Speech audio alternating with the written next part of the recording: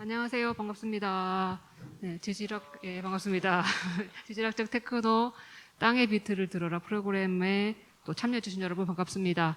저희가 이제 6강의 오픈 리서치를 준비했는데 오늘이 마지막 시간입니다. 그래서 그동안 어떻게 좀 진행했고 이 프로그램 살짝 소개를 좀 초반에 제가 해드리고 본격적인 강의로 넘어갈 텐데요.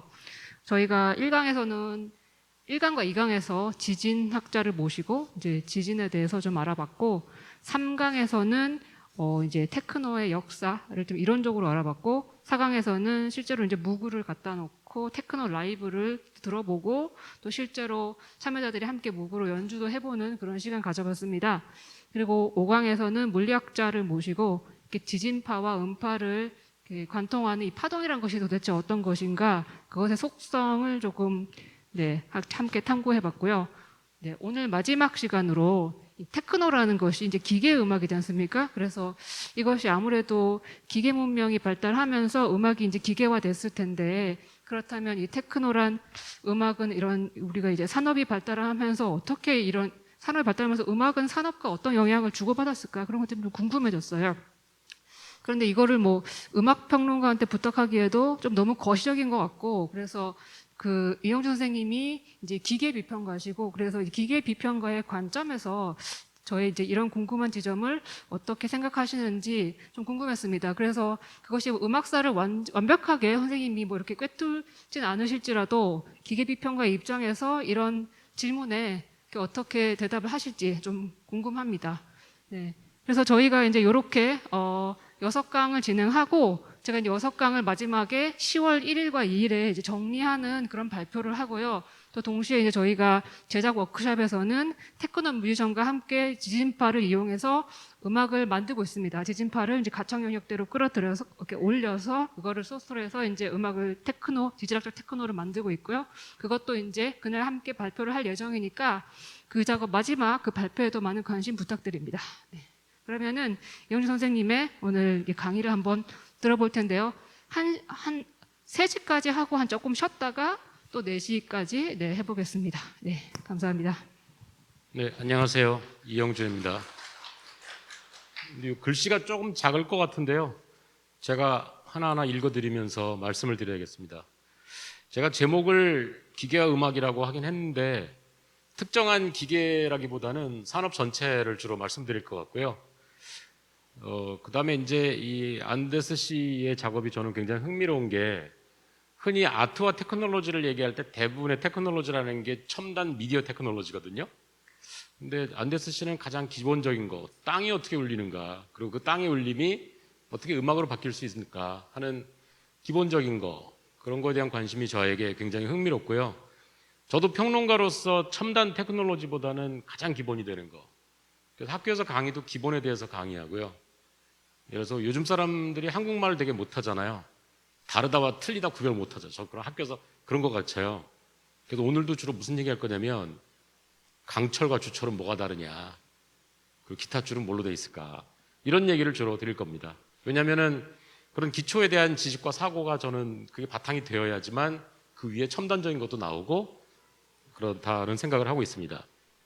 다만 이제 제가 방금 말씀하셨듯이 제가 음악 전문가도 아니고 하다 보니까 음악에 대해서 뭐 아주 깊이 있는 지식을 전달해드리지는 못할 거예요. 다만 이제 저는 좀 음악을 다양하게 듣는 청취자라고 말씀드릴 수 있을 것 같아요. 그래서 그런 경험이 이제 여기에도 반영이 돼 있습니다. 중간중간 음악의 역사 얘기도 조금 하고 음악도 틀어드릴 텐데 다양한 음악들을 들으실 텐데 대체로 그게 제가 많이 듣는 음악들, 뭐 어쩔 수 없죠. 뭐 제가 아는 음악을 틀어드리지 제가 모르는 걸 틀어드릴 수는 없으니까. 그래서 저의 취향 안에서 아마 말씀을 드리게 될 것 같아요. 그래서 부제는 제가 산업이 감각으로 표현되기까지라고 말씀을 드렸는데 그 예술에 쓰이는 매체를 이렇게 딱 보면 산업의 발전하고 뗄 수가 없죠. 지금 이 방 안에는 각종 전자미디어들이 가득 차 있는데요. 20세기에만 해도 이런 테이프가 없었고요. 캠코더 있기는 했으나 백남준이 쓰던 그 이렇게 줄 쭉쭉 간 그 무슨 화질이라고, 뭐 화질이라는 말조차 쓸 수 없죠. 뭐 오늘날 HD, 풀 HD, 4K 얘기하는데 그런 화질의 개념도 나오기 전에. 근데 지금은 그런 좀 있으면 8K가 나온다 그러죠. 이제 그런 미디어들로 가득 차 있는데 그래서 오늘날의 예술은 철저하게 그런 미디어를 사용하기도 하고 미디어 경험에 대한 반응이기도 해요. 예, 그래서 그런 미디어와 같이 이렇게 굴러가는 것이라고 하죠. 예를 들어서 지금 이제 사라진 예술 장르가 몇 개가 있는데 완전히 사라진 건 아니지만 서예 같은 거는 거의 사라졌죠. 제가 아는 한 국립현대미술관에서 작년인가요? 서예 전시가 있었던 걸로 알고 있어요. 가보진 않았는데 근데 이제 홈페이지를 보니까 서예 작품과 그다음에 오늘날 사람들이 쓴 소위 캘리그라피하고 서예는 그냥 다른 우주거든요. 그러니까 제가 만약에 기획하면 저는 캘리그래피하고 예를 들어 추사글씨를 같은 자리에 놓고 전시하지 않을 텐데 좀 젊은 사람 입장에서 봤을 때는 둘 다 글씨 쓰는 거다. 근데 어쨌든 지금 서예가 없는 이유는 분명하죠. 사람들이 붓글씨로 표현 안 하잖아요. 붓글씨라는 매체도 사라졌고 인사동감 여전히 붓을 팔긴 팔지만 또 그것이 생활 속의 매체가 아니잖아요. 지금 대학교에 서예학과가 남아있는 데가 뭐 대전에 1개, 창원에 아마 전국에 2개인가 남아있을 겁니다. 그런 식으로 미디어가 변하는데 그 산업이 어떻게 감각으로 되는가 주로 그런 말씀 드릴 거예요. 그래서 제가 한번 원래 순서는 강철이 먼저 나오는데 강철 산업이 먼저 나오고 그다음에 전기 산업, 전자 산업, 사실 그 다음은 이제 정보 산업인데 오늘은 정보 산업 얘기를 정보 테크놀로지 얘기를 안 할 거기 때문에 근대를 이루어온 3가지 산업의 주축. 근데 사실은 지금도 우리가 강철 시대에 살고 있죠. 지금 이런 이거 뼈대 같은 거 이거 다 강철로 돼 있거든요. 그리고 아무리 첨단 재료가 나와도 강철로 할 거예요. 왜냐하면 강철보다 튼튼하고 좋은 재료는 있으나 비쌉니다. 티타늄으로 하면 훨씬 가볍고 좋으나 값이 2배, 3배가 돼요. 그래서 지금 저는 여전히 지금도 우리가 철기 시대에 살고 있다. 디지털 미디어가 많이 번쩍번쩍하지만 왜냐하면 건축물, 교량, 자동차 우리 생활의 근간을 이루는 테크놀로지는 다 강철로 돼 있고요. 이제 강철보다 좋은 재료들 이제 방금 말씀드린 티타늄이 좋은 재료고요. 가볍고 강도가 강하지만 비싸다. 알루미늄은 훨씬 가볍고 가공이 좋으나 약하고 또 비싸다. 그래서 보편적으로 강철이 쓰일 수밖에 없고 아마 제 생각에는 인류가 존재하는 한 빌딩의 이 뼈대와 교량 그런 주요 시설 또 하다못해 책상 다리는 계속해서 강철로 할 겁니다. 지금 저 카메라의 삼각대는 무슨 재료일 것 같으세요? 딱 보면 노 알루미늄 노 표면을 잘 보세요. 뭔가 독특한 무늬가 보이지 않습니까? 네, 만져보시니까 어때요? 탄소섬유입니다. 탄소를 뭐 어떻게 해가지고 구워요.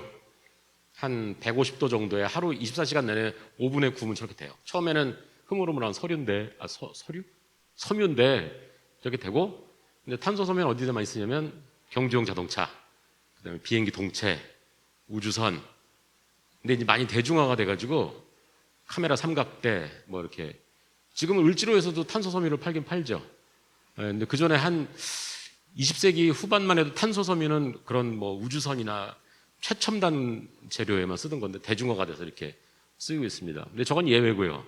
옛날에는 카메라 다리 다 강철로 그 프랑스산 카메라 다리 있어요. 유명한 거. 지조라고 있는데 지조 다리는 강철이에요. 굉장히 무겁죠. 튼튼한 대신에. 이제 카메라 삼각대는 가벼워야 되니까 저런 탄소섬유 쓰지만 교량 같은 거는 워낙 크다 보니까 그거를 만약에 탄소섬유로 하면 도저히 값이 감당이 안 되죠. 하여튼 그래서 앞으로 상당히 오랫동안 강철의 시대가 유지될 거고요. 전기도 마찬가지죠. 제 아무리 최첨단 디지털 회로가 있어도 전원이 없으면 꼼짝 못 하잖아요. 근데 아마 제 생각에는 인류가 있는 한 전기와 강철, 그다음에 전자산업은 계속 될 것이다.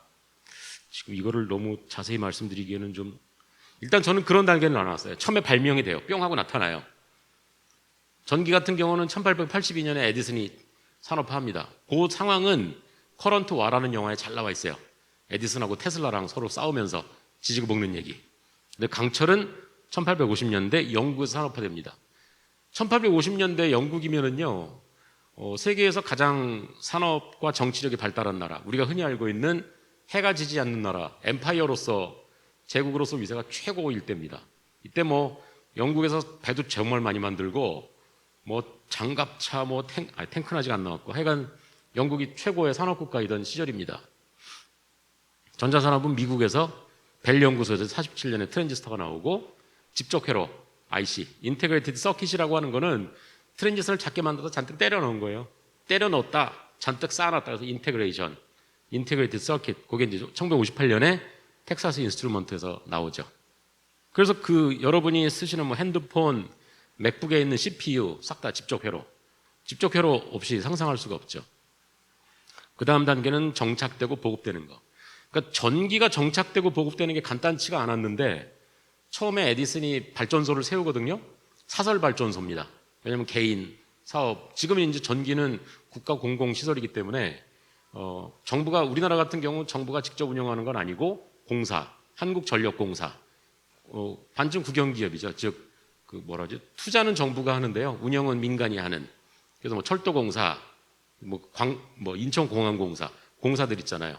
거기서 전기를 운영합니다. 근데 초반에 전기는 에디슨이라는 개인이 세운 회사. 그래서 초반에는 어떻게 돼 있었냐면, 지금은 이제 전기가 통합적인 시스템이 돼 있어서 집 짓고 전기 깔아서 스위치 뜩 누르면 전기가 들어오잖아요. 그러니까 우리 상식으로 알고 있잖아요. 근데 처음에는 그냥 조그마한 발전소를 세워요. 그럼 그 주변에 전기줄로 몇 집이 전기가 보급이 돼. 신청한 집은 전기 쓸 수 있겠죠? 그러면 이제 에디슨의 경쟁자였던 웨스팅하우스는 웨스팅하우스대로 또 딴 데 발전소를 세워. 그래서 이런 식으로 지금의 전력 시스템을 우리가 그리드라고 불러요. 즉 총체적인 시스템이 돼 있어가지고 나라 전체를 그리드가 덮고 있습니다. 대한민국에 전기 안 통하는 데는 지금 없죠. 근데 우리나라는 전기의 섬이에요. 왜냐하면 북한하고 아무것도 안 통하죠. 일본하고는 바다가 끊어져 있죠.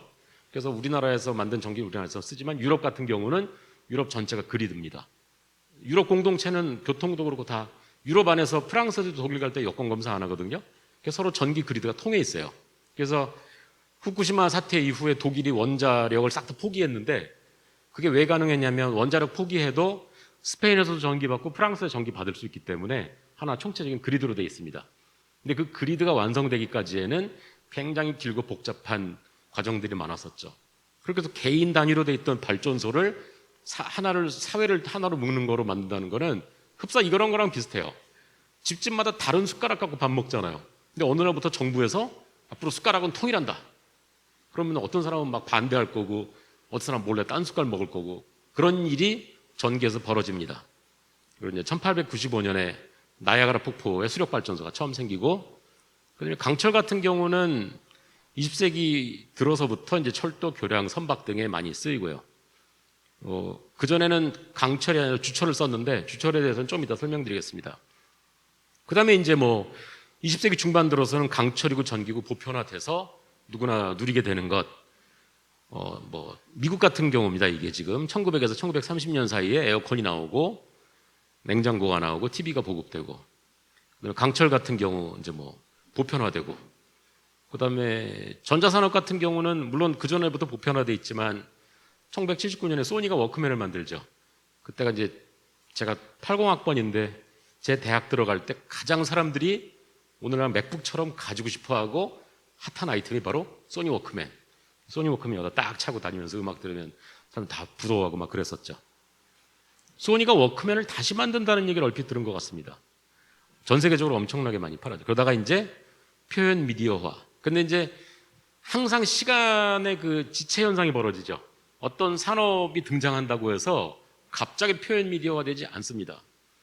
예를 들어서 증기기관 같은 경우는 1800년대 초반에 그 영국의 스티븐슨이라는 사람이 처음으로 1828년인가 증기기관차를 만들거든요. 근데 화가들이 언제 처음 그리냐면 인상파, 그 무렵의 화가들은 대개 프랑스 같은 경우는 신고전주의 화가들이기 때문에 신화적인 주제 그리고 막 귀족 얼굴 그려주고 했기 때문에 산업 테크놀로지 관심이 없었어요. 그러다가 19세기 후반 들어서 후기 인상파 시대부터 조금씩 산업 테크놀로지에 관심을 가지지만 증기기관차를 열심히 그린 사람은 모네 한 사람밖에 없었습니다.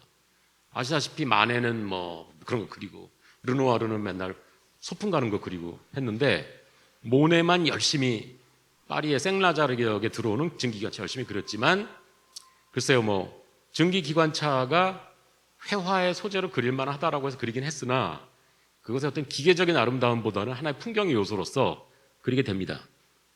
그리고 기계를 열심히 그리게 된 거는 1910년대나 돼서입니다. 그때 이탈리아 미래파의 화가들이 자동차도 그리고 기차도 그리고 속도를 그리기 시작을 해요. 그러니까 이게 테크놀로지가 나오고 나서부터 상당히 오랜 시간이 지나서야 예술가들의 감각 속에 이제 소화가 되기 시작하는 거죠. 그 전까지는 정신없이 사용하기 바쁘니까 저게 뭐지? 아니면 그냥 타고 다니자. 그러다가 이걸 한번 그려보자. 되게 멋있다. 아니면 거꾸로 뭐 괴물스럽다, 흉하다라는 감각적인 반응이 나오기까지 시간이 오래 걸린다. 사실은 제가 역사를 정확하게 연구해 본 건 아니지만 전기 악기는 이게 역사로 따지면 솔직히 제가 자신이 없는 게 제가 역사적인 연구를 안 해가지고 어쨌든 전기 기타는요 1932년에 처음 나옵니다. 미국에서. 그 다음에 강철 조각은 1950년대쯤에 나와요. 그전에는 주로 금속 조각은 뭐로 만들었느냐? 브론즈로 많이 만들었어요. 브론즈란 구리와 뭐 이것저것 합금이죠. 우리가 아는 동상들 지금도 브론즈로 많이 만들죠. 왜냐하면 브론즈가 좋은 이유는 녹여가지고 틀에 떠서 주물로 만들기 쉽기 때문에. 강철은 그게 안 됩니다. 워낙 단단해서. 그래서 강철 조각은 녹여서 주물로 뜬 식보다는 주로 용접하는 거, 철판떼기 용접하는 식의 조각이 뭐 알렉산더 콜더라든가 데이비 스미스 같은 사람의 강철 조각이 등장해요. 그다음에 전자음악은 대체로 1955년쯤에 슈토카우젠이 이제 소년의 노래 게상데 윙링이라는 걸 발표하고요. 그 다음에 악기로서는 1960년도에 로버트 무그 박사가 만든 무그 신세사이저. 아직도 무그 신세사이저는 아마 사용되고 있는 걸로 알고 있습니다. 그 다음에 이제 당연화 시대가 와요. 아무도 신경 안 쓰는 거. 너무 흔하기 때문에 뭐 전자적인 미디어는 많이 쓰지만 전기 미디어, 전기와 전자의 차이에 대해서는 좀 더 설명드리겠습니다. 전기 미디어로 작업하는 사람은 저는 본 적이 없어요. 왜냐면은 누구나 다 전기를 쓰고 있고 그냥 집에 딱 들어가 스위치 켜면 전기가 들어오니까 그냥 수도가 들어오듯이 아니면 뭐 밖에 나가면 해가 항상 떠 있듯이 그렇잖아요. 근데 사실 그게 쉬운 건 아닌 게 아마 여러분 중에는 정전을 겪은 분이 별로 없을 거예요. 근데 제가 어렸을 때는 대한민국도 정전이 참 많이 됐어요. 근데 얼마나 정전이 많았냐면 전기 딱 나가면 그냥 놀라지 않고 벽장에 있는 초를 쓱 꺼내가지고 전기 나갔네 켜고 이제 식구들이 모여서 재밌는 얘기하고 그러다 보면 전기 들어와 있고. 근데 이제 딴 나라들 가면 정전이 제가 한 10년쯤 전에 모로코를 갔는데 거기는 정전이 참 많더라고요. 그 다음에 아프리카 가운데 쪽에 전기가 없는 나라들이 많아요. 남수단 같은 경우는 국가 전체의 전기 보급률이 1%입니다.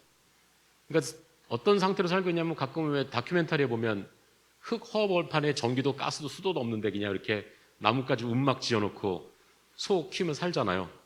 대부분의 사람들이 그렇게 살고 있다는 거죠. 그래서 사실은 전기를 이렇게 마음대로 쓴다라고 하는 거는 전지구적으로 보면 당연한 일은 아니에요. 근데 우리나라가 산업이 급속히 발전했기 때문에 가능한 거. 근데 어쨌든 뭐 강철도 지금 제가 아는 한 요즘 작가 중에 강철로 작업하는 사람 못 본 것 같아요. 젊은 사람은 더더욱 없고요. 그 다음에 이제 전자산업 같은 경우는 엄밀히 말하면 지금 사용하는 미디어들은 다 정보 미디어죠. 즉 디지털 데이터를 취급하는 미디어지 전자적으로 뭐 이렇게 신호 처리를 하는 것에 그 사람들이 관심 있는 미디어는 아니다. 근데 최근에 그냥 검색하다가 어제 알았는데 음악의 원천이 다른 데 있는 게 아니라 알리익스프레스에 있더라고요. 그러니까 왜 이걸 제가 찾게 됐냐면 그냥 바이올린 재료라고 검색했어요. 바이올린 무슨 나무로 만드나? 단풍나무로 많이 만들거든요. 그래서 저는 뭐 단풍나무 아니면 뭐 물풀의 나무, 단단하고 탄성이 좋은 거. 물풀의 나무는 이제 야구방망이 만드는 재료죠. 그래서 검색해봤더니 단풍나무 얘기도 나오지만 알리 얘기가 나오면서 여기서 바이올린 재료를 엄청 팔더라고요. 되게 싸요. 이 뒷판, 백플레이트 달러가 아닙니다. 이게 지금 356원이에요. 아니 이게 말이 되나? 그래서 지금 74원짜리 있어요. 그러니까 진짜 내가 제주만 있으면 알리익스프레스에 가서 해갖고 바이올린 만들 수가 있겠더라고요. 물론 소리가 어떠냐는 이제 그건 뭐 보장할 수 없는 노릇이지만 이게 값이 아니 어떻게 9만 원짜리를 찍고 929원이 될 수가 있지? 근데 활도 216원밖에 안 해. 어쨌든 뭐 그래서 오늘날 음악의 원천은 딴 데 멀리 있는 게 아니라 아마 옛날에 소위 뭐 스트라디바리우스나 과르네리우스 같은 그런 바이올린 제작자는 숲에 가서 나무를 이렇게 두드려 봤겠죠. 이게 이 나무가 좋으니 이 나무로 바이올린 만들면 좋겠다. 그러면서 이제 뭐 어느 숲에 있는 단풍나무가 좋다. 뭐 그런 전설 같은 뭐 소문도 있었을 거고 근데 요즘 필요 없이 그냥 알리에 가서 검색해 보면 백플레이트 얼마 딱 나오는. 그래서 사실은 오늘날은 모든 것의 산업적 기반은 디지털이죠. 사실은 강철 산업이건 그러니까 전기 산업도 궁극적으로 그것을 컨트롤하는 건 디지털입니다. 그 그리드를 파악하고 자동 시스템이 돼 있어가지고 이제 서울에서 우리가 가장 가깝게 볼 수 있는 발전소가 상수역에 있는 서울 중부 발전소인데 소위 당인리 발전소. 거기서 만들어진 전기가 그 옆집에 가는 게 아니고요. 아까 말씀드린 그리드 시스템으로 되어 있기 때문에 거기 말고 또 수도권의 큰 발전소는 영흥도에 대부도 건너가면 영흥도에 큰 화력발전소가 있어요. 그리고 또 밑에 충남 보령에도 큰 화력발전소가 있고 거기서 오는 전기 여기서 오는 전기들이 다 얽혀 있습니다. 그래서 그렇게 돼 있어야지만 한 발전소가 고장이 나도 계속 전기가 보급이 되죠. 근데 그런 그리드 시스템의 조절은 철저하게 디지털 테크놀로지로 이루어진다. 사람이 앉아갖고 보고 있다가 전기 덜 나오네 스위치 콱 누르고 이런 식이 아니다. 그래서 바이올린도 역시 디지털식으로 살 수가 있다. 그리고 디지털의 가장 기초가 되는 재료는 바로 실리콘 잉곶. 굉장히 희한하게 생겼죠. 잉곶이라는 거는요, 금속을 녹인 덩어리를 다 잉곶이라 그래요. 여러분이 어디 가시면 알루미늄 잉곶을 보실 수 있냐면 인천항 앞에 큰 길에 가시면 항만 맞은편에 창고에 보세 창고에 알루미늄 잉곶이 잔뜩 쌓여 있어요. 그걸 사다가 공장에서 녹여가지고 틀에 부어서 만들고 깎아서 만들고 이렇게 하는 건데, 이 실리콘 잉곶은 일단 실리콘의 재료는 결국은 여러분이 사용하시는 맥북에 들어가 있는 CPU의 가장 원재료가 실리콘 잉곶입니다. 그리고 실리콘 잉곶의 재료는 모래입니다. 모래의 성분은 뭐냐? 규소, 산화규소, SiO2, 실리카 옥사이드. 그 Si가 바로 그것을 녹이고 해가지고 실리콘이 나옵니다. 네. 반도체라 그러죠. 무슨 얘기냐? 이 세상 물질은 크게 도체와 부도체가 있어요. 도체는 전기가 흐르는 재료, 구리, 쇠 등등. 부도체는 전기가 안 흐르는 거, 이런 거 다 부도체죠. 반도체는 그 중간, 경우에 따라서, 조건에 따라서 전기가 흐르기도 하고 안 흐르기도 하는 게 이제 절반 반짜서 반도체. 이게 왜 이렇게 희한한 모양으로 만들었냐면요. 실리콘 분자의 결정이 단결정으로 되어 있어야 하는데요. 오른쪽 위에 그림에 보시면 단결정이라는 게 싱글 크리스탈, 분자들이 같은 방향으로 쭉 배열된 거고요. 이거 한국말로 뭔지 다결정이라나 폴리크리스탈, 분자의 배열이 멋대로 막 뒤죽박죽 되어 있는 거. 단결정으로 되어 있어야 가장 튼튼하고 물질적으로 안정되어 있다고 해요. 그래서 이제 반도체, 그다음에 제트 엔진에 들어가는 터빈 블레이드, 그거 다 단결정으로 되어 있습니다. 그래서 단결정으로 이렇게 처음에 그 크리스탈 모양으로 만드는데 그게 점점 쌓여 있기 때문에 잘 보시면 여기 이렇게 층이 져 있는 이유가 점점 쌓이면서 형성이 된대요. 끝에 뾰족한 부분은 그 크리스탈이 쭉 형성된 끝부분이라서 이렇게 희한한 형상을 이루고 있고, 그 실리콘 잉곶을 만든 다음에 이걸 얇게 잘라요. 그걸 이제 웨이퍼라고 해요. 여러분이 생활 주변에서 보실 수 있는 웨이퍼는 편의점에 가시면 웨하스라는 과자죠. 웨하스가 웨이퍼의 한글 표기, 일본 표기겠죠. 그 웨하스가 웨이퍼, 얄판한 판대기. 그 웨이퍼를 자른 다음에 거기다가 에칭으로, 이게 부품이 워낙 작기 때문에 누가 이렇게 손으로 납땜질하는 게 아니라 에칭 판화 있죠. 판화 기법으로 소위 포토에지스트 부식액을 부어가지고 회로를 그린 게, 그래서 자른 게 여러분이 갖고 계신 이 맥북 안에 있는 CPU 그겁니다. 그래서 이제 뭐 반도체 8대 공정, 웨이퍼 만들고 산화하고 포토 공정, 빛을 쬐요. 쬐은 다음에 식각, 약품을 써서 녹여요. 그다음에 방막 증착, 거기다 코팅을 하고 옆에 금속 전기줄을 연결해서 불량품 가려내고, 그래서 패키징이라는 게 박스에 싸는 그 패키징이 아니고 굉장히 예민하고 정밀하기 때문에 전기 충격을 가하거나 그러면 안 되잖아요. 그래서 그 뭐 독특한 패키징이 있다고 해요. 그 패키징 말하는 겁니다. 자, 이제 음악 얘기로 가보면 피아노의 역사를 한번 보죠. 여러분, 이 중에서 이제 피아노의 역사가 굉장히 복잡한데, 여기 보시면 합시코드. 그 전에 이제 둘시머런 악기도 있었고요. 그 다음에 클라비코드 다 비슷한 거예요. 합시코드가 이제 요게 뭐 영어, 프랑스어는 뭐지? 챔발로는 이제 독일어입니다. 여기는 챔발로인데 다 비슷한 악기입니다. 우리가 왜 합시코드 연주를 오늘날 거의 들을 기회가 없는데 여기 지금 제가 합시코드 음악을 준비하진 않았는데 그 왜 찰랑찰랑 소리 나는 옛날에 바로크 악기 있잖아요. 그러니까 우리가 아는 위대한 음악가들 비발디, 요한 세바스찬 바흐 같은 작곡가들의 곡은 다 합시코드를 바탕으로 작곡된 거고 최초의 피아노 형태가 바로 포르테 피아노가 나옵니다. 이게 언제 나오냐면 이탈리아 사람 바르톨로메오 크리스토포리라는 사람이 1700년에 포르테 피아노를 만들어요. 근데 이것도 오늘날 우리가 쓰는 피아노랑은 약간 다르고요. 뭐가 다른지 좀 이따 설명드리겠습니다. 오늘날 피아노는 1850년대쯤에 나옵니다. 포르테 피아노를 그래서 이탈리아 사람 크리스토포리가 뭐라고 이름 붙였냐면 클라비 챈발로 꼴 피아노 에 포르테. 피아노는 약하다는 뜻이에요. 약하게 하거나 포르테, 세게 칠 수 있는 클라비 챈발로 이런 뜻입니다. 그러다가 이 포르테 피아노 앞뒤가 말이 바뀌어가지고 오늘날 쓰는 피아노는 피아노 포르테. 뭐 그냥 직역하면 약함과 강함인데 우리가 오늘 알고 있는 88개의 건반을 가진 그 악기. 독일어로 쓸 때 독일어는 명사의 맨 앞 글자를 항상 대문자로 쓰거든요. 그래서 우리가 음악하는 분들 이렇게 보면 팜플렛 같은 데 보면 항상 피아노 쓸 때 PF라고 써 있는 게 피아노 포르테의 약자입니다. 포르테 피아노는요. 이따가 메커니즘도 보여드릴게요. 오늘날 쓰는 피아노와 거의 비슷하지만 소리가 약간 달라요. 포르테 피아노 소리를 한번 들어볼게요.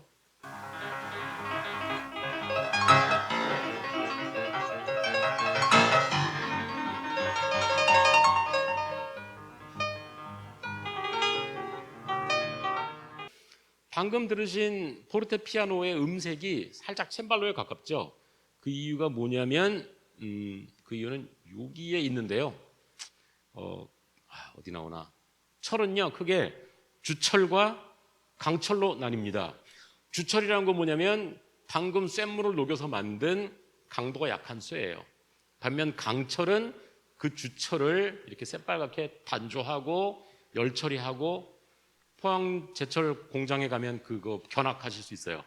그 생산 라인이 한 800m 되는데 거기서 이렇게 새빨갛게 두드리고 또 계속 가서 물로 퍼붓고 하면 단단한 강철이 됩니다. 주철은 강도가 약해요. 생활 주변에서 보실 수 있는 주철은 가마솥. 약하기 때문에 가마솥은 떨어뜨리면 깨집니다. 그 다음에 난간 아니면 이렇게 왜 좀 잘 사는 부잣집에 보면 대문이 복잡한 집 있죠. 그런 거. 왜냐하면 그 주철이 뭐가 좋으냐면 녹이기가 쉬워요. 아주 쉬운 건 아닙니다. 철은 1530도에서 녹거든요. 그 온도를 얻는 거는 쉬운 일이 아니에요. 그러니까 사실은 인간이 철기 시대가 한 기원전 1000년, 몇백 년에 시작이 되는데 그 시절에 어떻게 인간이 1530도를 얻었을까를 생각해 보면 놀라운 일입니다. 예를 들어서 장작을 아무리 떼도 그 온도 안 올라가거든요. 그러면 사실 강철의 발명은 그 온도를 얻은 굉장히 지난하고 정말 힘든 과정인 거죠. 그래서 포르테 피아노의 줄은 주철입니다. 그래서 약간 소리가 댕댕댕댕 소리가 나고요. 오늘날 우리가 알고 있는 피아노의 줄은 강철이에요. 그래서 피아노 와이어가 바로 강철이기 때문에 우리가 알고 있는 그 소리가 나는 거고요. 메커니즘도 약간 다른데요. 요건 이제 챈발로의 메커니즘인데 오늘날 우리가 알고 있는 피아노로는 해머가 빵 때리죠. 그리고 그 강약을 인간이 이 건반 누를 때 조절할 수가 있어요. 그래서 그게 풍부한 음악적 표현이 가능한데 챈발로는 어떻게 연주가 이루어지냐면 건반을 누르면 이게 줄이에요. 줄이 이렇게 있는 건데 플렉툼, 뜻개가 올라가면서 줄을 통 튕겨요. 튕기는 거는 한 번밖에 못 튕기기 때문에 강도 조절이 안 됩니다. 그래서 챈발로는 한 가지 이 강도 소리밖에 안 나요. 그래서 우리가 알고 있는 그 찰랑찰랑하는 그 챈발로 소리가 나는 것입니다. 그러다가 한 1834년쯤에 그게 강철로 대체가 되죠. 여기 보시면 여기 템퍼드 하이카본 스틸이라고 되어 있는데 템퍼라고 하는 건 뭐냐면 아까 얼핏 사진에서 보셨듯이 빨갛게 달궈진 것을 계속 때리는 거. 그리고 카본, 탄소의 함유가 높은 강철이고요. 그 다음에 영어로는 사람들이 그걸 헛갈리는데 스틸은 강철이고요. 아이언은 주철입니다. 전혀 다른 물건인데 영어권에서도 그냥 막 뒤섞어 써요. 그냥 아이언 그러면 강철이다. 어떤 식으로 뒤섞어 쓰냐면 이스라엘 같은 경우는 팔레스타인하고 맨날 전쟁 중에 있단 말이죠. 그래서 팔레스타인에서 이스라엘 쪽으로 막 대포도 쏘고 로켓 쏘거든요. 그러면 그게 탐지 시스템이 있어가지고 뭐가 날라오면 레이더로 탐지해서 미사일을 쏴서 하늘에서 박살내버리거든요. 그 시스템을 아이언돔이라고 불러요. 철로 된 뚜껑이다. 근데 사실은 아이언보다는 스틸돔이라고 해야 더 맞는데 사람들의 뇌리 속에는 좋네요. 그러니까 이게 테크놀로지인 거예요. 요거 하나 있음으로 해서 훨씬 효율적이 되고 좀 더 꼰대같이 보이잖아요. 그러다 말 안 듣는 애는 때릴 수도 있고. 이거 하나가 이 사람을 꼰대로 정말 만들어줍니다. 그래서 그거를 처음으로 음악 악기에다가 철선을 쓴 것은 1351년에 독일의 아우크스부르크에서 만들었다고 해요. 지금 디테일은 너무 얘기하면 안 되겠다. 참고로 아우크스부르크는요, 우리가 시내에 보면 트럭에 만자 써 있는 트럭들이 있어요. 독일의 그 디젤 엔진 회사인데 많이 뭐의 역자냐면 마슈넨파브릭 아우크스부르크 뉘른베르크. 우리말로 하면 아우크스부르크 뉘른베르크에 있는 기계 공장이다 이런 뜻입니다. 그러다가 영국의 버밍햄에서 1834년에 피아노 줄에다가 캐스트 스틸 강철을 쓰기 시작했다. 그리고 강철선을 피아노에 이제 보급해서 보편화시킨 게 누구냐면 독일 사람 슈타인베크. 더 알아듣기 쉬운 말로 하면 스타인웨이. 오늘날 전 세계 유명한 연주자를 쓰는 스타인웨이 앤 선즈의 그 피아노를 만든 독일 사람 슈타인베크가 이제 1850년대부터 오늘날 알고 있는 것과 똑같은 피아노를 보급시키기 시작합니다. 그리고 강철은 영국에서 1857년 헨리 베세머가 처음으로 대량 생산하기 시작하고요. 그러면 피아노 줄은 도대체 어떻게 만드는 걸까? 여러분이 일상생활에서 만약에 철사를 사잖아요? 피아노 줄을 살 확률은 크지 않습니다. 왜냐하면 피아노 줄은 손으로 휠 수가 없어요. 우리가 왜 이렇게 매달기해서 철사를 사잖아요. 뭐라 그러지? 가게를? 철물점에 가 철사를 사면 쉽게 구부러지는 철사를 살 수 있잖아요. 왜냐하면 그게 가공이 쉬우니까 가위로도 끊어지고. 피아노 와이어는 어디서 살 수 있는지 모르겠어요. 저는 어렸을 때 어디서 썼냐면 제가 어릴 적부터 이제 모형 비행기를 날렸는데 그 다리가 피아노 와이어로 돼 있어요. 그래서 이제 모형 비행기 가게 가면 팔았거든요. 근데 이게 손으로 안 구부러집니다. 그래서 벤치로 세게 구부러져야 되는데 왜냐면은 그게 보통 그 철물점에서 파는 철사로 하면 아무리 모형 비행기지만 이렇게 땅에 딱 착륙할 때 탄탄하게 버텨줘야 되거든요. 근데 쉽게 구부러지는 걸로 하면 안 되죠. 근데 재밌는 건 실제 비행기의 다리, 착륙 장치, 랜딩 기어도 강철로 되어 있습니다. 왜냐하면 엄청난 무게로 땅에 이렇게 충격을 가하기 때문에 비행기 동체는 다 알루미늄으로 되어 있거든요.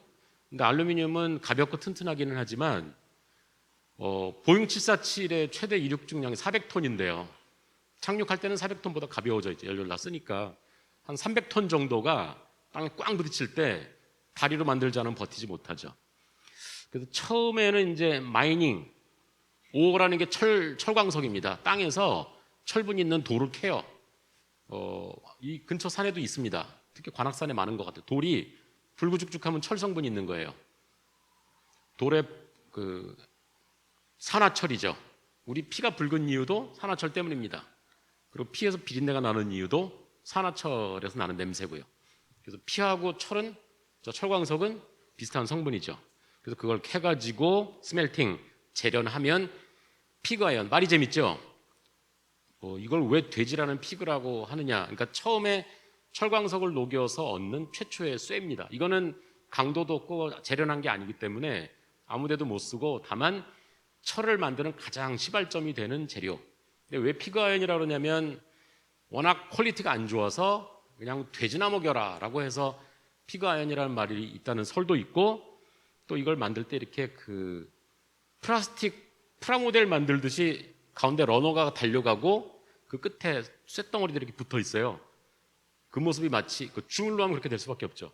그 모습이 마치 어미돼지의 새끼 돼지들이 젖 먹는 모습과 닮았다. 그래서 피그아연이라고도 한다고 하는데 어쨌든 철의 가장 기본이긴 하지만 아무데도 쓸모없는 철. 그러니까 우리말로 하면 그냥 막철이라고 할 수 있겠죠. 막철의 말은 없지만 피그아연. 한자로는 선철 그러는데요. 저 선자는 제가 찾아봤는데 잘 모르는 선자, 어쨌든 선처라고 합니다. 그 다음에 그걸 또 가공하면 덕틸 아이언, 덕틸리티, 여기 보시면 연성이라고 하네. 잡아 늘릴 수 있는 성질이 있는 것. 피그 아이언은 이렇게 콱 치면 그냥 깨지기만 할 뿐 아무 강도가 없기 때문에 잡아 늘릴 수가 없죠. 이걸 가공하면 덕틸 아이언이 되는데, 그 다음에 그것을 기계에 넣어서 잡아 빼면 이렇게 막대기가 된다. 이게 롤링밀, 이 어마무시하게 큰 롤 사이로 지나가면 이게 동글동글한 쇠 막대기가 됩니다. 그다음 이거를 와이어를 만들려면 드로잉 퍼실리티, 잡아 빼는 기계가 있어요. 조그만 구멍 쌓여 놓고 잡아 빼버리면 이놈이 가느다란 굵기로 변하면서 쭉 빠져나와요. 점점 구멍 크기를 작게 하면 점점 줄이 가늘어져서 음악에 쓰는 와이어는 지름 0.2mm에서 0.8mm 사이의 와이어가 되는 거죠. 네, 이건 사람 손으로 할 수는 없어요. 왜냐하면 강철을 잡아 빼는 거기 때문에. 여기 보시면 오른쪽 그림의 아래쪽에 보시면 밑에하고 위에하고 굵기가 다르잖아요. 잡아 빼버리면 줄어드는 거죠. 그래서 강철의 두 가지 중요한 성질, 연성은 끊어지지 않고 길게 잡아 뺄 수 있는 거. 연성이 제일 좋은 건 금입니다. 그래서 우리가 금박이라고 하는 게 뭐냐면 금을 두드려 갖고 진짜 알루미늄 폴보다 더 얇게 펼 수가 있어요. 그래서 우리가 불상 같은 거 금박 입히잖아요. 그거는 그 얇은 금박을 이렇게 붙인 겁니다.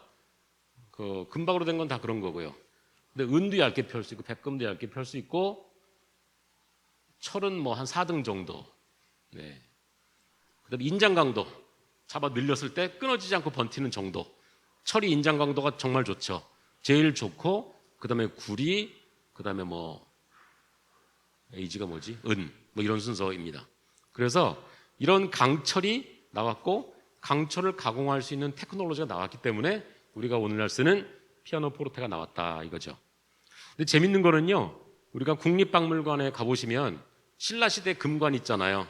거기 보면 가느다란 금철사로 되어 있거든요. 신라시대 이 똑같은 이런 기계 장치는 아니지만 드로잉 플레이트가 있어가지고 금줄을 넣고 잡아 뺐어요. 그래서 요만한 판때기에 구멍이 다른, 직경이 다른 구멍이 여러 개 있어가지고 손으로 잡아 빼서 가늘게 해가지고 거의 뭐 직경이 한 0.1mm인가 정말 가느다란 금줄을 만들어갖고 굉장히 섬세하게 가공했는데 기본 원리는 똑같습니다. 그래서 이게 이제 쇠 인곳이에요. 아까 보여드린 사진은 실리콘 인곳이었는데 이거는 부산에 있는 어느 공장에 있는 인곳을 산업사진가 조춘만 씨가 사진 찍은 건데, 이 무지막지한 쇳덩어리들을 자르고 녹여가지고 프레스로 두드리고 물을 부어서 열 처리를 하고 나면 강철이 되는 거죠. 요거 저도 이 현장에 가보진 않았지만 한 1m 정도 될 것 같은데요. 인곳은 어디 가면 실제로 보실 수 있냐면 인천에 가면 현대제철 있거든요. 그 인천도 그렇고 인천 부근의 고속도로에 트럭에 이 인곳 싣고 다니는 트럭들이 가끔 보여요. 보면은 지름은 한 1m에 길이는 한 5m 정도 되는 무지막지한 쇳덩어리들을 싣고 다니는 걸 볼 수가 있죠.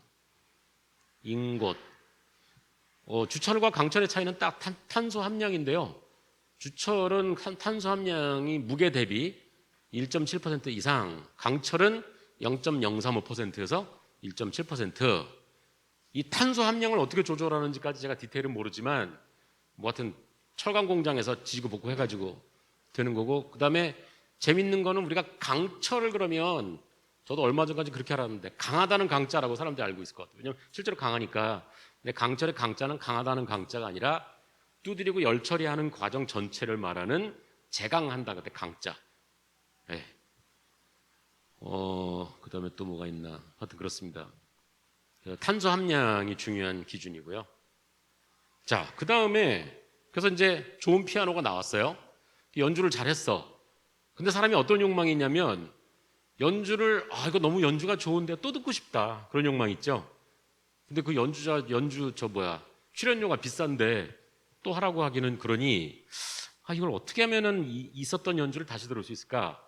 이제 19세기 후반부터 레코딩의 욕망이 엄청나게 나오죠. 이 사진이 재밌는 게 전기 시스템이 아직 나오기 전에 에디슨이 발명한 바로 그 축음기의 원리를 가지고 피아노 소리를 녹음하는 방식입니다. 별거 없어요. 안에다가 그냥 커다란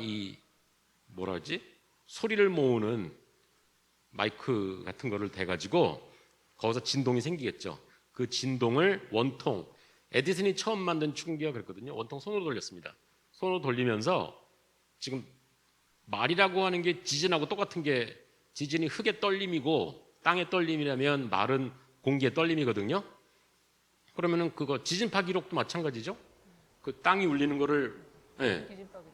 아니 이게 지금 실제 서울의 60개소의 네. 미소 지진을 지금 실시간으로 측정하는 거를 녹화를 해온 거예요. 아 실시간이에요? 아니 실시간 아니고 실시간 한 거를 녹화를 해온 거예요. 아 녹화를? 네네네. 아 그럼 여기 찌글찌글한 게. 근데 왜 다 중학교 고등학교예요? 아, 그 연세대학교 지진연구실에서 네. 서울의 중고등학교에 운동장에다가 지진계를 설치했어요. 아 그렇구나. 네네네. 네. 근데 이 경우 여기 같은 경우 이쪽에 고가도로가 있나? 고가도로 되게 많이 울리거든요. 그런 울림도 섞여 들어가 있을 수 있겠네요. 그렇죠, 그렇죠. 그래서 그냥 진짜로 뭐 이렇게 자연 지진뿐만 아니라 인공적으로 떨리는 것도 다 아마 섞여 있어서 대부분 잡음일 거라고 하더라고요. 아 인위적인 잡음. 그렇구나. 아, 참고로 우리가 석유 없으면 아무것도 못 하잖아요. 이제 석유의 상당 부분은 저 바다 밑바닥에서 채굴을 해오는데 채굴의 첫 단계는 이 밑에 석유가 있는지 없는지 알아내야 되잖아요. 모르는 채 무조건 박을 수 없죠. 왜냐하면 어마어마한 돈이 드는 사업인데 알고 가야지 있는지 모르고 무조건 파볼 수는 없는데 그거를 하는 방식도 지진파로 알아내는데 어떤 배가 있냐면 배 위에서 소나로 소리를 쏴요. 소리를 쏴서 그 소리가 해저에 닿으면 흙이냐 물이냐 뭐 모래냐 원유냐에 따라서 되돌아오는 파가 다르대요. 그래서 그런 배를 이제 사이스믹 리서치 베셀이라고 하는데 사이스믹이 지진파라는 얘기잖아요. 지진파의 원리를 응용해서 석유를 캡니다. 그게 없으면 아예 석유를 캘 수가 없는 거죠. 경제성이 굉장히 중요하니까. 그 재밌는 거는요, 지진이라는 게 땅에 울림이 오는 거지 땅이 오는 건 아니에요. 파는 에너지가 전달되는 거지 물질이 오는 게 아닙니다. 그래서 우리가 바닷가에 파도가 칠 때 그 아주 제한된 부분에서는 파도가 오는 것 같지만 멀리 보면 이렇게 물은 가만히 있고 위아래로만 오르락 내리락 할 뿐입니다. 그러니까 파도 타는 사람들은 위아래로 오르내리는 주기를 잘 타는 것이지 바닷물이 밀려오는 게 아니에요. 쓰나미랑은 달라요. 쓰나미는 밀려오는 건데 목소리도 마찬가지입니다. 지금 제 소리가 여러분에게 가는데 제가 말한 분자가 가는 게 아니고 공기 분자는 가만히 있고 떨림이 전달되는 겁니다. 즉 에너지가 전달되는 거죠. 그래서 이 경우는 그 에너지를 기록하는 장치죠. 근데 이제 21세기의 마샬 맥클루언이라고 불리우는 미디어 학자인 프리드리히 히틀러가 재밌는 말을 해요. 기록 수단이 발달하고 나서부터 사람들은 잊기를 멈춘다. 사람은 잊어버릴지 몰라도 미디어에 다 남으니까 더 이상 잊어버릴 수가 없다. 사실은 잊는다라고 하는 게 어떻게 보면 사람이 할 수 있는 굉장히 중요한 기능이죠. 왜냐하면 살면서 기분 나쁜 일도 많고, 그죠? 트라우마도 있는데 그걸 잊어버려야 살지. 어디 가서 누구한테 얻어맞은 거, 뭐 욕먹은 거 기억 계속하면 못 살잖아요. 근데 이제 그렇게 다 기록이 되니까 참 골치 아파졌다 이런 얘기를 하는 거죠. 근데 저기 그림 뒤에 보니까 전깃줄이 있는 거로 봐서는 뭔가 전기적으로 쓰는 것 같다. 근데 초창기에는 전기랑 상관없이 그냥 물리적으로 진동 에너지를 기록했던 것이죠.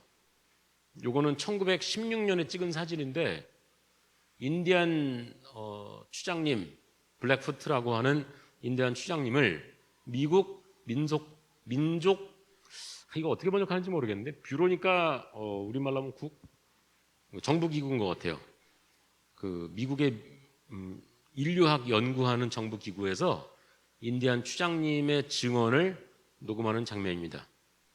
아직 전기를 이용한 마이크가 나타나기 전이기 때문에 똑같은 메커니즘으로 말소리를 잡아서 바늘로 하는 거고 그게 이제 오늘날 LP의 원리인 것이죠.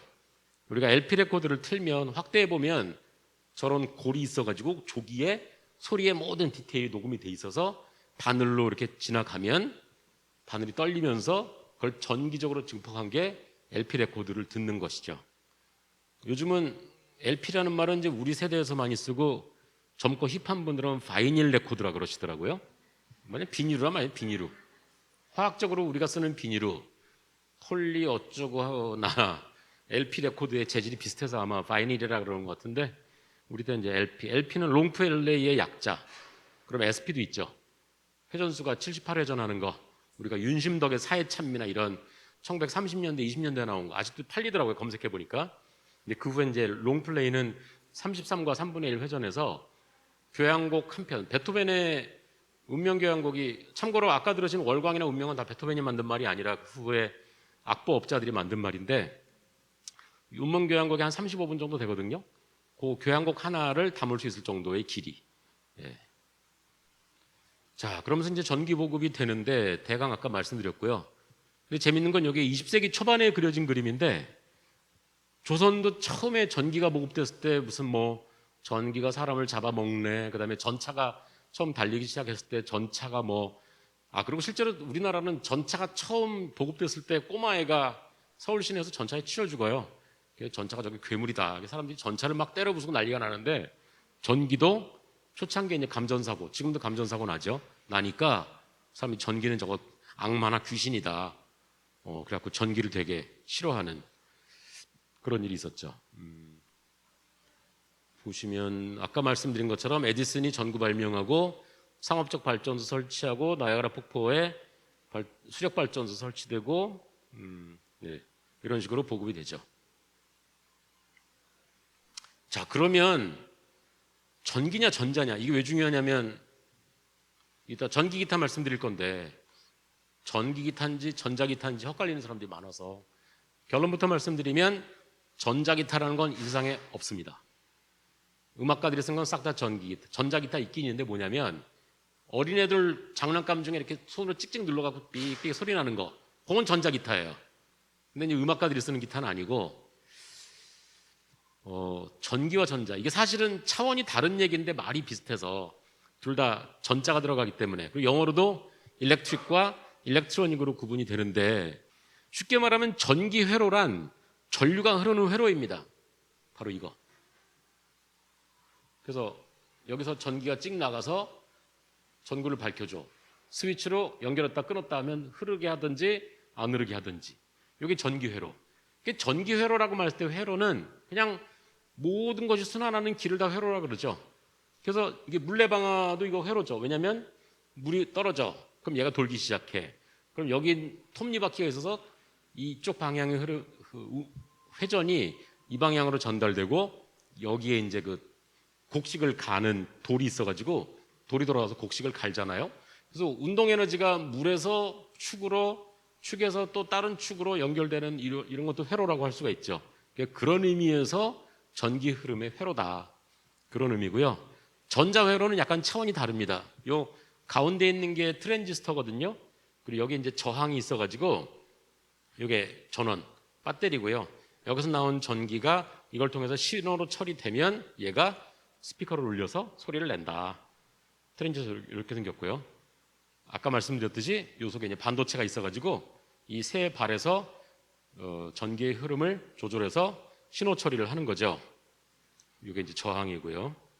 여기서 중요한 건 뭐냐면 얘는 신호 처리, 즉 정보를 처리하는 기계고 얘는 정보가 아니라 문자 그대로 전력, 파워를 만들어내는 기계다. 물론 이거로도 정보 표현은 가능해요. 아주 간단한 거. 예를 들어서 뭐 친구랑 약속을 해. 야, 너 오늘 밤에 우리 집 앞에 지나갈 때 불 켜져 있으면 사람이 있을 거니까 놀러 와도 되고 꺼져 있으면 잠자는 거니까 문 두드리면 안 되고 이런 거 있죠. 아주 단순한 신호. 근데 만약에 좀 복잡한 신호를 정보를 전달하고 싶으면 이거 뭐 불 10개 달아가지고 그 켜져 있는 순서나 바꾸면 약간 복잡한 정보 전달할 수 있죠. 근데 요즘은 그렇게 무식하게 안 하고 아두이노나 그 뭐라 그러죠? 무슨 블랙벨인가? 그런 거 사가지고 전자회로 꾸밀 수 있잖아요. 그런 걸 하면 훨씬 더 쉽게 정보 전달이 가능하죠. 그래서 지금의 이 집적 회로는 그런 정보 처리를 훨씬 더 모듈로 해놓고 효율화한 것이다라고 말씀드릴 수가 있겠습니다. 그래서 뭐 여기 보시면 여기 이제 세 발 달린 거 트랜지스터들, 그다음에 발광 다이오드, 불 내는 다이오드. 원래 다이오드는 전기가 흐르는 방향을 바꿔주는 장치인데 그거를 뭐 어떻게 지지고 볶아가지고 불 켜게 한대요. 얘네들은 콘덴서 전기를 저장하는 소자들, 그다음에 얘네는 전기 흐름을 좀 이렇게 떨어뜨려 주는 것들. 그다음에 이 집적 회로라고 하는 게 얘네들을 조그맣게 만들어 가지고 다 때려 넣은 거. 이게 이제 집적 회로인 거고, 여러분이 갖고 계신 맥북 속에 이제 저런 회로가 들어 있는 거죠. 그래서 전기 기타는요, 이런 전자식으로 정보 처리하는 메커니즘이 아닙니다. 기타 줄을 튕겼을 때, 기타 줄 쇠줄입니다. 강철줄인데 현의 떨림을 전기로 바꿔서 이제 앰프가 있죠. 앰프로 증폭한 것. 물론 이제 요즘에는 기타 치는 분들이 다 이렇게 발로 밟는 이펙터를 많이 쓰잖아요. 이펙터는 전자회로예요. 부가 장치고 기타 자체는 철저하게 전기 기타다. 그래서 전기 기타 양대 산맥 있죠. 둘 다 미국 회사인데 팬더하고 깁슨이 있죠. 그리고 이제 저 깁슨은 저 레스폴이라고 하는 전설적인 기타리스트가 1950년대부터 기타 연주법을 많이 개발을 했죠. 그래서 레스폴의 연주를 한번 들어보죠. 레스폴과 그의 부인 메리 포드가 같이 연주를 하는데, 나중에 나온 기타리스트가 막 화려하고 뭐 그런 건 아닌데, 다만 기타를 자기 몸처럼 다루는 정말 위대한 음악가라기보다는 장인에 가까운 분. 근데 이제 결국 레스폴이라는 사람의 명성을 이어받아서 저 깁슨 기타가 저 끝에 레스폴이라고 써 있어요. 그래서 깁슨은 깁슨 레스폴, 팬더는 스트라토캐스터. 저 두 가지가 음악가들이 많이 쓰는 거고, 낙원동 악기상가 가보시면 이걸 그대로 베낀 우리나라 브랜드들 뭐 3일 악기니 뭐 되게 많이 나와 있죠. 들어볼까요? I got a little wife, she's the joy of my life. There's no place like home. I got a little house that I call my own. There's no place like home. I come home at night from a hard day's work, meet 6, 7 kids with a face full of dirt. 사실은 이제 레스폴 이후에 기라성 같은 거물 전설적인 기타리스트들이 많이 나오는데, 방금 보여준 장난 같은 연주가 이제 후대 기타리스트들에게 영향을 많이 줘서 이렇게 뭐 기타를 흔든다든가 그런 주법들이 굉장히 폭넓게 많이 활용이 되죠. 그러면은 이 전기 기타의 메커니즘 도대체 뭐냐? 일단 쇠줄이죠. 기타에 보시면 픽업이라는 게 있습니다. 이게 구리선을 잔뜩 감은 건데요. 기타 줄이 이 위로 지나가죠. 이 위로 기타 줄이 이렇게 지나가는데요. 이 기타 줄을 튕기면 줄의 움직임에서 여기 자기장이 변화하게 된대요. 전선 주위에 자기장이 변화하면서 이 전선에 전류가 흐르면 그것을 증폭한 거. 이건 이제 그냥 볼륨입니다. 우리가 왜 전기 기타에 보면 볼륨들이 이렇게 달려 있죠. 각 픽업마다 볼륨을 조절하는 거. 그다음에 이 작대기는, 그러니까 아까 레스폴이 이렇게 손으로 탁 쳤는데 그 손으로 친 거를 이렇게 치지 않고도 울리게 할 수 있는, 저 이름을 모르겠는데 울리게 해주는 거. 그래가지고 스피커로 가는 줄이 어디 있을까요? 하여튼 이게 스피커로 가서 소리를 증폭시키는 게 전기 기타의 원리입니다. 그래서 제대로 된 본격적인 전기 악기는 사실상 기타밖에 없죠. 물론 전기 바이올린도 있긴 한데 바이올린 줄은 세 줄이 아니잖아요. 글쎄 세 줄인가? 전기 바이올린을 쓰는 연주자들도 있지만 그렇게 많지는 않은 것 같고요. 어떤 악기든지 앞에다가 이렇게 마이크만, 뭐 색소폰에다가 마이크를 대는 사람도 있곤 하지만 그 원리는 근본적으로 다르다. 전기 기타의 픽업과는 다르다. 그래서 이제 1960년대 말에도 70년대 초에 영국에서 이제 소위 헤비메탈 락이라는 게 나오죠. 이 헤비메탈 락의 중심은 뭐니 해도 기타고요.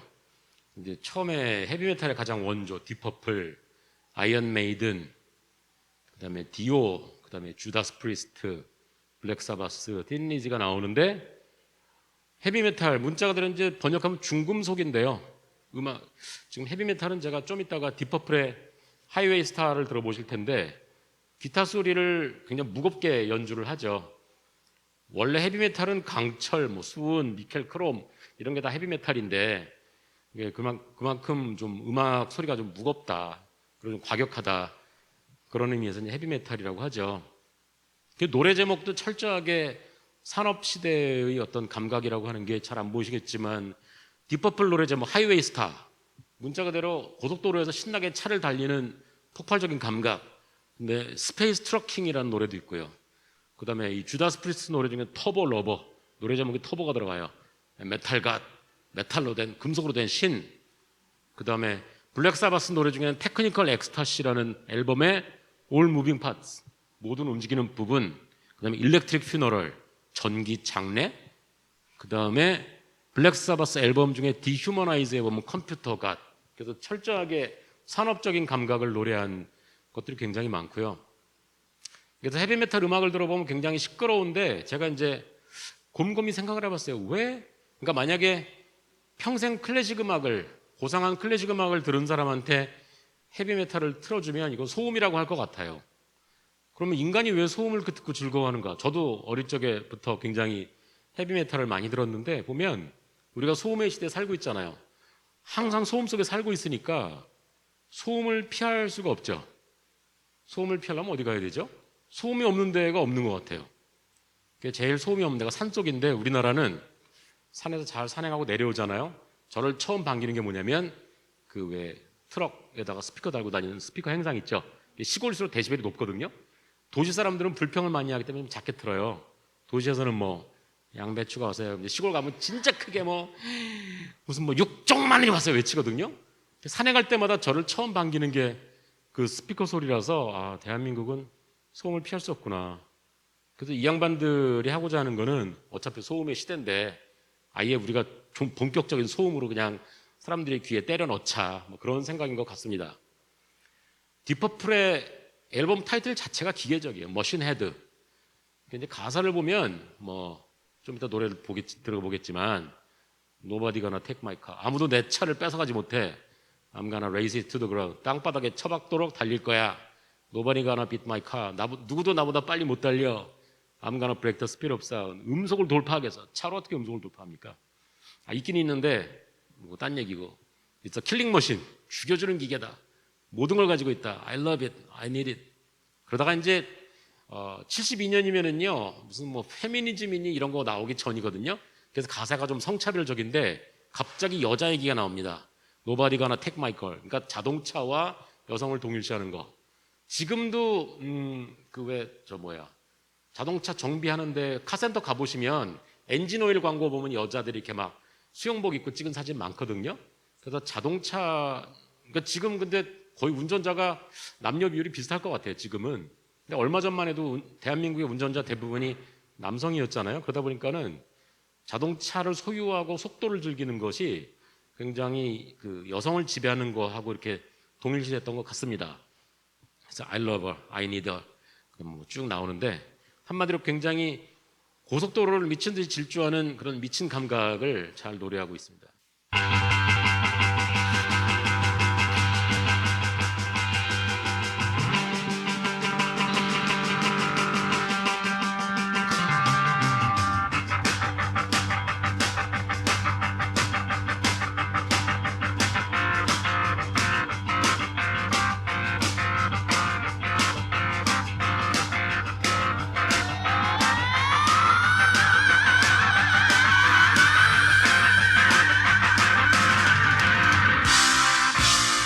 Nobody gonna take my car. I'm gonna raise it to the ground. 이분들이 그 하고 다니는 행색이 무슨 어디 꼭 양아치 거렁뱅이 같잖아요. 이 양반들이 다 전설적인 음악가들이죠. 이 보컬리스트가 이언 길란, 저 뒤에 기타를 잡고 있는 분이 전설적인 기타리스트 리치 블랙모어. 몇 년 전에 디퍼플이 한국에 왔었죠. 근데 저는 안 간 이유가 지금 연세들이 많으시거든요. 70 가까이 돼가지고 옛날에 활기가 없지 않을까. 그래서 그냥 옛날에 전성기의 모습을 보는 거로 만족하기로 했습니다. 요 앨범 머신 헤드에는 이제 스모크 온 더 워터라는 노래가 있는데 그 록 기타 처음 배울 때 되게 느리면서 단순하기 때문에 처음 배우는 그 유명한 곡이 같이 수록이 돼 있죠. 네. 근데 이때 영국이 상태가 그렇게 좋지 않았어요. 이 글씨가 너무 작네. 쉽게 말하면 1945년에 2차 세계대전이 끝나고 딴 나라들은 완전히 잿더미가 됐죠. 독일은 뭐 말할 것도 없고요. 프랑스도 그랬는데 영국 자체, 물론 런던도 많이 폭격을 당하긴 했지만 독일 정도로 철저하게 파괴되지 않아서 전쟁에서 많이 회복은 했지만 그래서 50년대까지는 괜찮았습니다. 그러다가 60년대부터 상황이 안 좋아져요. 노동자들의 생산성이 미국보다 훨씬 떨어졌고요. 독일보다도 떨어졌고 GDP가 1인당 GDP가 60년대에는 세계 9위였는데 71년에 15위, 76년에 18위까지 떨어지게 됩니다. 그러면서 사회보장비, 복지 예산이 굉장히 컸어요. 국가 총 예산의 30%, GDP의 11%로 불어납니다. 그러면서 이제 슬슬 아까 제가 말씀드렸는데 18세기, 19세기 영국은 세계 최대의 산업국가였고 엄청나게 많은 식민지를 거느린 제국, 엠파이어였는데 그 위세가 사라지기 시작합니다. 그리고 76년에 IMF 금융 지원을 받아요. 딱 헤비메탈 밴드가 나와서 가장 많이 활발하게 활동하던 시기에 그거를 다 이제 영국병, 뭐 브리티시 디지즈라고 부른다고 해요. 그러면서 70년대가 오면서 대영 제국은 본격적으로 소멸하기 시작하고 그냥 유럽의 한 나라 정도로 줄어들게 되죠. 그 와중에 이제 미국에서도 헤비메탈이 나오는데 아마 지금까지 가장 활발하게 활동하는 그룹은 메탈리카, 우리나라도 2번 왔었고 저도 한번 갔었는데 정말 존경스러운 분들인 게 그게 언제더라? 연도는 까먹었는데 날짜는 기억해요. 8월 15일 날이었는데 잠실 종합운동장에서 했거든요. 근데 8월 중순의 날씨가 어떠냐면 밤이 되면서 점점 습도가 올라갑니다. 기온은 별로 안 낮아요. 그러니까 점점 견디기 힘들어지는데 이 양반들이 무려 앵콜 연주를 15분 동안이나 계속했어요. 그러면서 그 기타리스트 컬크 해밋인가? 그 사람 팔에서 땀이 줄줄 떨어지는데 너무 더워서 집에 가고 싶더라고요. 근데 이 양반들은 신들린 연주를 하면서 가진 걸 몽땅 쏟아 보여주는데 저게 바로 이 세상을 살아가는 음악가이기도 하지만 직업인이고 생활인의 자세. 그 다음에 이제 뉴욕에서 결성된 블루 오이스터 컬트. 이분들도 연세 많으시면 여전히 활동하고요. 그 다음에 보스턴을 대표하는 그룹 MIT를 나와서 유명한 토미 숄츠가 리더로 있는 보스턴도 아직 활동하고 있고요.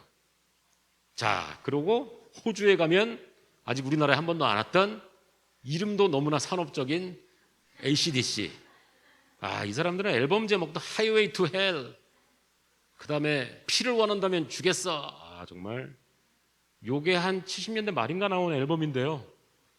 그 당시면은 대한민국의 사회 분위기가 표현의 자유라는 게 거의 없던 시절이거든요. 이런 판을 어디서 볼 수 있냐면 광화문에 가면 그 원판 말고 무슨 판이냐면 다 백판이라 그랬어요. 불법 복제판들 한 장에 350원짜리 판을 레코드 가게에서 팔았어요. 주로 그걸로 들었는데 광화문에 가면 그때 한 장에 10,000원이었는데 미군 부대에서 흘러나온 원판을 파는 가게가 있었어요. 그럼 막 앨범 디자인도 너무 멋있고 인쇄도 좋고 냄새도 달랐어요. 그 원판의 냄새. 10,000원이면 비싸니까 막 한참 고민하다가 한두 장 사오는데 그때 이거 표지 사진을 보고서 참 이 사람들은 참 재밌게 사는구나 그 생각을 했습니다. 얘네들은 한국에 왜 안 오는지 모르겠어요. 참 연세들이 많아지셔가지고 저 기타리스트 앵거스 영, 저 사람은 항상 짧은 바지만 입고 어디서 콘서트를 하든지 그런 걸로 유명한데 지금 67세. 그 샤우팅 창법으로 유명한 보컬리스트 브라이언 존스는 74세. 근데 외국의 록밴드들은요 70대고 80대도 계속 활동합니다. 한국의 음악가 중에 나이가 많으신 분, 록의 대부라고 부르는 신중현 선생님은 현재 83세인데 활동 안 하고 계시죠. 지금 활발히 활동하는 사람은 나훈아 75세, 조용필 72세. 그래서 한국 음악가들이 되게 좀 단명인데 그게 좀 아쉬워요. 그리고 70년대 말에 펑크록이 나오죠. 근데 펑크록, 저도 어릴 적부터 지금도 요즘도 저는 펑크록을 듣긴 하지만 참 뭐랄까 좀 생각이 착잡한 게 펑크라는 말은요 양아치, 불량배라는 뜻입니다. 그래서 만약에 여러분이 영국 여행 갔는데 누가 여러분한테 펑크라 그러면 이걸로 때려야 돼요. 쌍욕한 거기 때문에. 근데 펑크록 그러면 그런 양아치 음악이라는 느낌이 드나요? 그냥 음악 스타일의 하나라고 생각을 하잖아요. 쉽게 말하면 왜 불량배, 여러분 주변에 친척이나 친구 중에 불량배 있으세요? 칼 갖고 다니면 사람 협박하고 돈 뜯고 막 말 상스럽게 하는 사람들, 이빨 사이로 침배, 그런 사람 혹시 있으세요? 별로 없죠. 그런 사람이 있으면 가까이 오기만 해도 막 싫잖아요. 인간 쓰레기들, 펑크가 그 뜻이거든요. 그런데 정말 영국 사람이 똥을 싸면 그것도 우리가 멋있다고 하듯이 양아치도 영국 양아치다 그러면 그게 스타일화 돼가지고 멋있다고 생각하잖아요. 그게 왜 그러냐면 아까도 말씀드렸지만 영국이 제국이라서 그래요. 어떻게 영국의 양아치가 전 세계적으로 유명해질 수가 있어요? 그거는 영국이라는 나라가 가진 힘 때문입니다. 지금 우리가 많이 듣는 음악이 주로 어떤 나라 음악이냐면 지금도 미국 음악, 그러니까 대중음악이건 고전음악이건 다 마찬가지잖아요. 유명한 오케스트라, 뭐 보스턴 심포니, 시카고 심포니, LA 필하모니, 비엔나 필하모니, 파리 오케스트라, 베를린 필하모니. 미안한 얘기인데 쿠알라룸푸르 심포니라고 들어보셨어요? 있을 거예요. 대한민국에는 부천 필하모니가 있습니다. 되게 수준 높아요. 전 세계적으로 모를 겁니다. 전에 말러 교향곡 10개를 다 연주했는데 굉장했어요. 하지만 전 세계로 알려진 거는 미국, 프랑스, 독일, 이탈리아. 그죠? 왜? 다 제국들입니다. 전 세계를 떵떵거리던 나라들이에요. 이게 영국이 거느린 식민지의 지도입니다. 브리티시 커먼웰스. 영국이란 나라는 나라 이름이 좀 복잡한데 UK, 유나이티드 킹덤은 잉글랜드, 스코틀랜드, 웨일스 합친 이름이고요. 그 다음에 그레이트 브리튼 하면 또 달라요. 그리고 브리티시 커먼웰스는 전 세계에 있는 식민지들. 이게 정말 제국이 만만치 않은 게 이 나라들에서 가장 인기 있는 스포츠가 뭐냐면 크리켓이거든요. 크리켓 월드컵이 있어요. 마리오 월드컵이지만 요 나라들만 합니다. 인도에서는 크리켓이 우리나라에서 야구나 축구에 목숨 걸듯이 크리켓에 목숨 걸거든요. 이유는 하나밖에 없어요. 제국이 갖다 준 스포츠이기 때문에. 우리나라에서 왜 야구가 인기 있냐면 일본에서 건너왔기 때문에. 일본은 왜 했냐? 미국에서 건너왔기 때문에. 그래서 스포츠는 철저하게 정치적인데 이 지도를 보시면 저 초록색이 다 영국의 속국들이니까 해가 지지 않는 나라란 말이 이해가 가죠. 근데 이 나라들 지금 다 독립해서 영국이랑 상관없죠. 하지만 캐나다 같은 경우는요, 헌법이 80년대 말까지 자기 헌법이 없었어요. 영국 헌법을 썼습니다. 그 정도로 영국에 강력하게 예속되어 있었던 나라들. 그리고 홍콩도 과거에 영국의 조차지였잖아요. 어떤 식으로 예속되어 있냐면 홍콩에 항공사가 하나 있죠. CPA, 캐세이 패시픽 에어웨이즈. 지금 모르겠지만 이제 비행기를 사면 엔진 만드는 회사는 달라요. 이제 제일 큰 회사가 미국의 제네럴 일렉트릭, 또 미국의 프래트 앤 휘트니, 그다음에 영국의 롤스로이스. 여기가 이제 세계 3대 제트 엔진 메이커인데 홍콩 항공사는 항상 롤스로이스 엔진만 썼습니다. 영국의 조차지이기 때문에. 그런 식으로 예속이 되어 있어요. 그러다 보니까 제국에서 양아치가 나와도 그거는 멋있게 보이는 거지. 그리고 우리는 정말 오랜 세월 동안 중국에 예속돼 있었잖아요. 그러니까 뭐 우리가 쓰는 글자가 대부분 한자어잖아요. 대학, 책상, 자동차, 건축, 뭐 우리가 쓰는 언어의 90%가 한자어잖아요. 그러니까 중국에 지금도 예속돼 있는 거죠. 언어적으로. 참고로 경제 용어 중에는 순우리말이 딱 한 개가 있대요. 어음. 그러니까 어음 지금 거의 사라지는 추세죠. 이제 지금 영어가 되게 많이 쓰이죠. 뭐 DTI가 어떻고 다 그런데. 그래서 우리는 아시아의 변방에 살면서 정말 긴 세월을 중국에 꼼짝 못했는데 지금은 더 큰 제국들, 중국도 제국이죠. 꼼짝 못하고 있고 저를 포함해서 저는 어릴 적부터 팝송 듣고 살았으니까 나이 들어서는 클래식 음악 들었는데 그 클래식 음악이라는 게 미국, 프랑스, 독일, 이탈리아 클래식 음악. 취향도 그쪽으로 가는 거죠. 그러면서 변방에서 하는 음악들, 예를 들어서 뭐 진도의 뱃노래, 거기 에스닉 뮤직이랑 꼬리표가 달리죠. 민족 음악, 종족 음악, 보편화될 수 없는 그냥 그 지역에서만 하는 음악. 그래서 이 펑크록의 대표적인 밴드가 이제 섹스 피스톨스인데, 와, 이 리더였던 시드 비셔스의 인생은 정말 최고의 막장인 게요. 지금 이 사진이 뭐냐면 연주하면서 맥주병 깨가지고 막 온몸을 자해해서 피철철 흘리면서 연주하는 거예요. 진짜 그냥 생짜로 양아치였거든요. 간단하게 말씀드리면 여자친구 낸시 스펀전이 뉴욕에서 시체로 발견됐어요. 그래서 이 사람이 용의자라고 경찰에 갔는데 경찰서에 사의를 잇는 동안에 2번이나 자살 기도를 합니다. 경찰서에서 나오는 시드 비셔스에게 어머니가 선물로 우리는 두부 주죠. 두부 대신에 다량의 헤로인을 줬대요. 그래하고서 꼴가닥 돌아가셨다고 합니다. 26살인가의 나이에. 그래서 이제 장례를 치러가지고 유골함에 놓고 영국으로 돌아왔는데 히드로 공항에서 그 유골함을 누가 떨어뜨려가지고 박살나서 뼈가루가 사방에 흩어졌다고 해요. 그래서 시드 비셔스는 삶과 죽음이 그냥 완전 개막장이었던 사람. 그러니까 지금 우리는 뭐 마치 시드 비셔스를 다른 뭐 좀 심하게 말하면 영국 음악가들, 뭐 퀸이나 이런 거랑 같은 반열에 놓고 얘기를 하지만 사람 자체는 완전 개막장. 재밌는 거는 시드 비셔스가 퀸을 굉장히 싫어했대요. 왜냐면 퀸은 락 음악 중에도 좀 고상하잖아요. 소위 오페라식 창법을 써가지고 막 그리고 연주도 되게 세련되고 하니까 시드 비셔스는 음악을 되게 못했다고 하네요.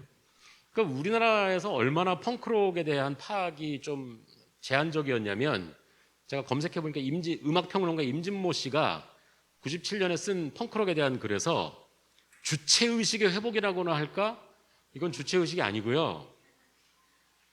그냥 개막장인 것이죠. 그 시드 비셔스에 대한 영화 있어요.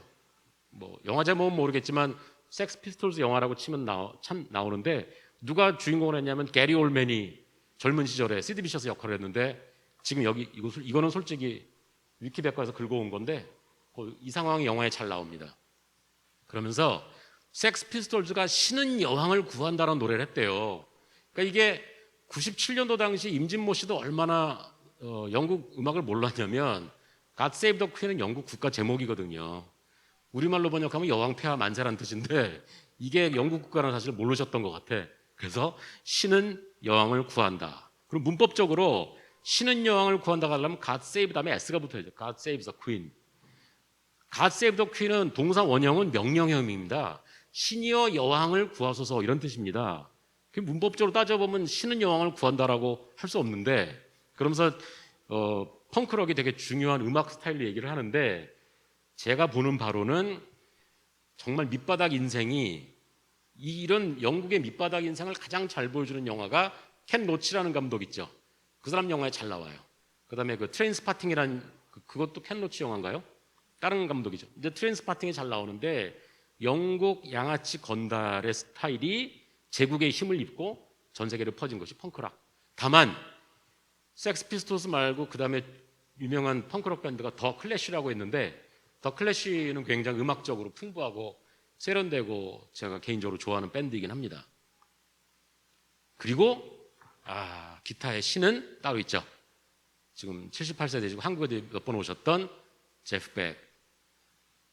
이 양반의 기타 연주는 뭐 좀 심하게 말하면 음악의 B자로 시작되는 거물들 있죠. 바흐, 베토벤, 백이라고 말할 수 있을 정도로 위대하신 분. 그 다음에 대한민국에도 메탈 밴드가 있습니다. 헤비메탈 밴드 시나위가 있었는데 이 앨범 카바가 너무 좀 치졸하게 그려졌는데 재밌어가지고 너무 한국적인 것 같아요. 시나위는 누가 만들었냐면 신중현 선생님의 아들인 신대철이 리더를 맡았고 근데 김종서 이런 양반도 같이 활동했었고요.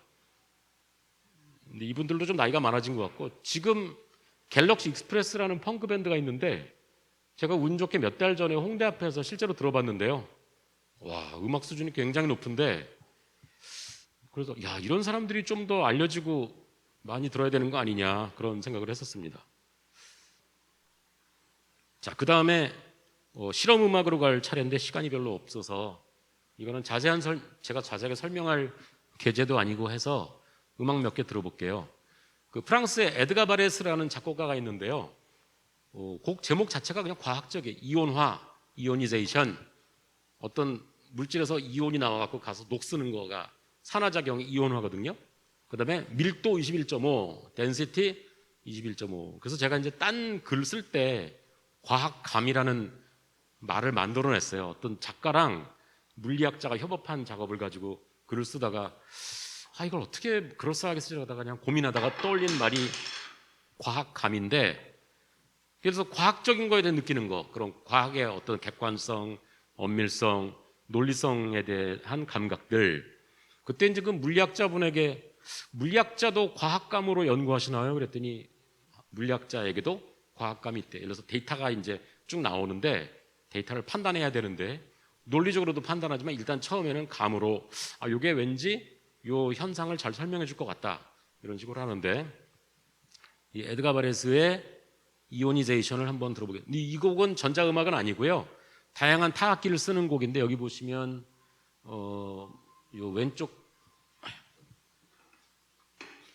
이거 뭐 피아노 이렇게 피아노 주변에 지휘자가 있고 13개의 악기가 이렇게 배열되어 있고요. 뭐 똥 두드리는 거 있죠. 공도 쓰고 뭐 사이렌을 쓰는 거로도 유명해요. 예, 그다음에 뭐 이런 다양한 타악기로 연주하는 건데 에드가 바레스의 이오니제이션을 한번 들어보겠습니다.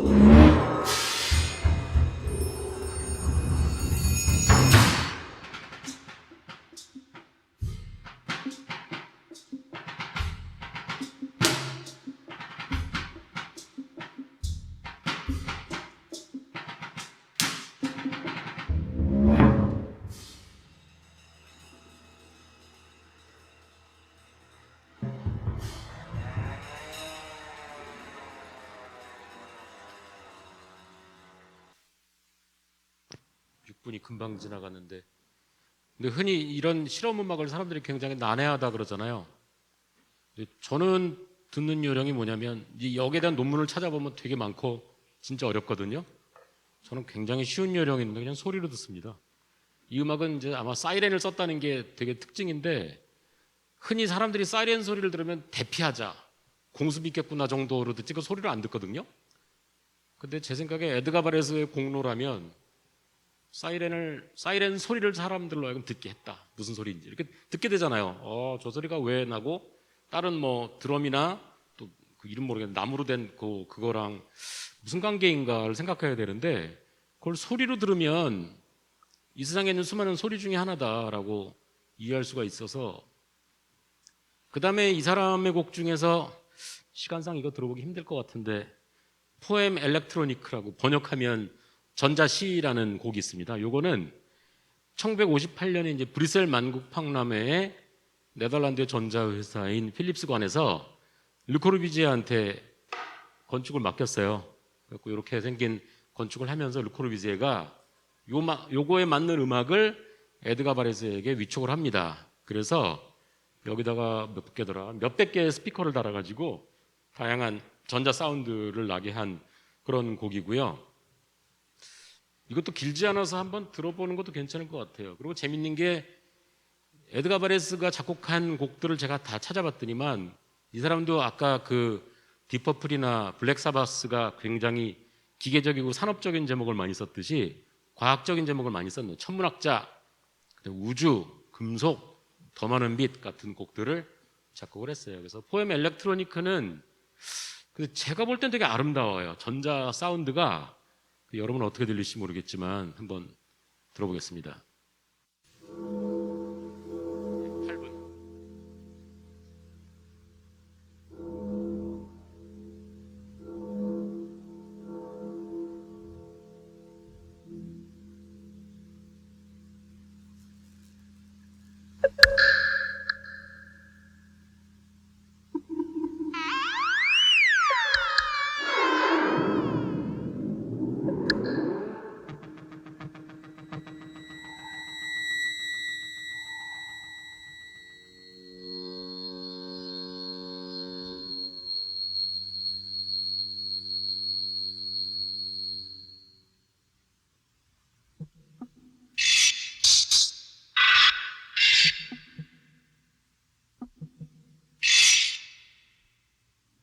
제가 학생들한테 학교에서 수업 시간에 이런 음악을 틀어주면 귀신 나올 것 같다 그러거든요.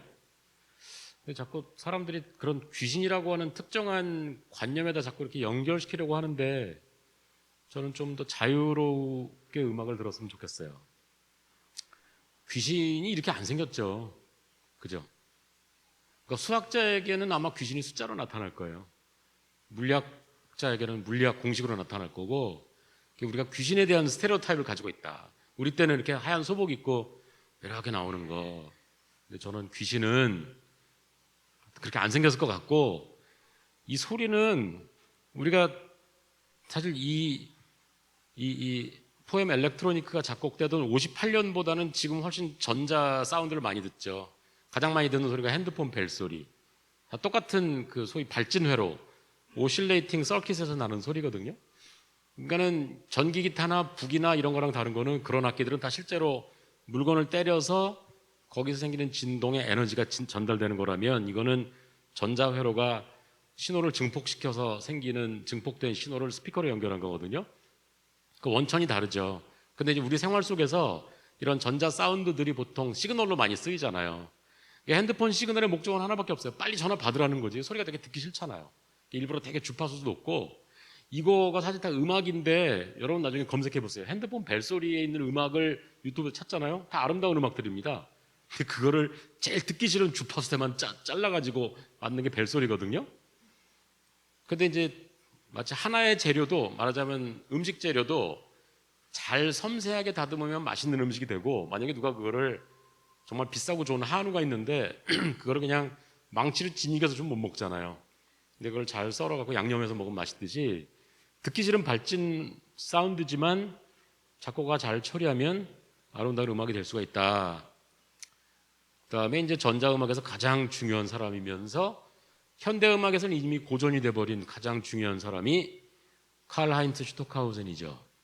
근데 아쉬운 건 에드가 바레스도 그렇고 슈토카우젠도 그렇고 우리나라에서 거의 연주가 되지 않는 것 같아요. 그런데 레코드판으로는 옛날부터 나왔습니다. 제가 대학교 시절인 1980년대 초반부터 슈토카우젠의 이 소년의 노래나 가장 유명한 콘탁테 같은 게 성음이라고 하는 브랜드에서 LP로 발매돼서 저는 LP로 들었었어요. 이 사람의 소년의 노래가 1955년작이 뭐 역사상 거의 최초의 전자음악인데, 그건 11살짜리 어린 소년의 노래하고 전자 사운드를 결합한 건데, 슈토카우젠은 작곡할 때 굉장히 세밀하고 정밀하게 작곡을 한다고 해요. 그래서 정말 초단위로 소리를 다 컨트롤하는데, 문제는 11살짜리 소년이 자기가 세팅해 놓은 그걸 다 따라할 수가 없어서 소년한테 이제 적당히 하도록 시켰다고 합니다. 이게 바로 서독일 방송국 WDR, 여기 나오나? 예, 웨스트도이체 룬트풍크의 약자인데, 거기 스튜디오에서 소년의 노래를 초연하는 장면이라고 합니다. 아마 여기 온 관객들은 참 괴로운데 괜히 그냥 그럴싸해 보이려고 앉아 있었던 것 같아요. 그 다음에 콘탁테, 그러니까 처음으로 전자 사운드와 사람의 목소리를 합친 곡이고요. 콘탁테, 영어로 하면 컨택트죠. 접촉. 뭐와 뭐의 접촉이냐면 피아노나 드럼 같은 기존 악기와 전자 사운드의 접촉이기도 하고, 슈토카우젠의 설명에 따르면 이 세상에 존재하는 온갖 중요한 계기들의 접촉이기도 하다. 그런데 어쨌든 둘 다 전자음악에서는 굉장히 중요한 거고요. 오늘은 시간상 소년의 노래 초반부만 한번 들어보겠습니다. 초반에 한 7분 정도 들어볼게요. 볼륨을 조금만 더 켜주세요.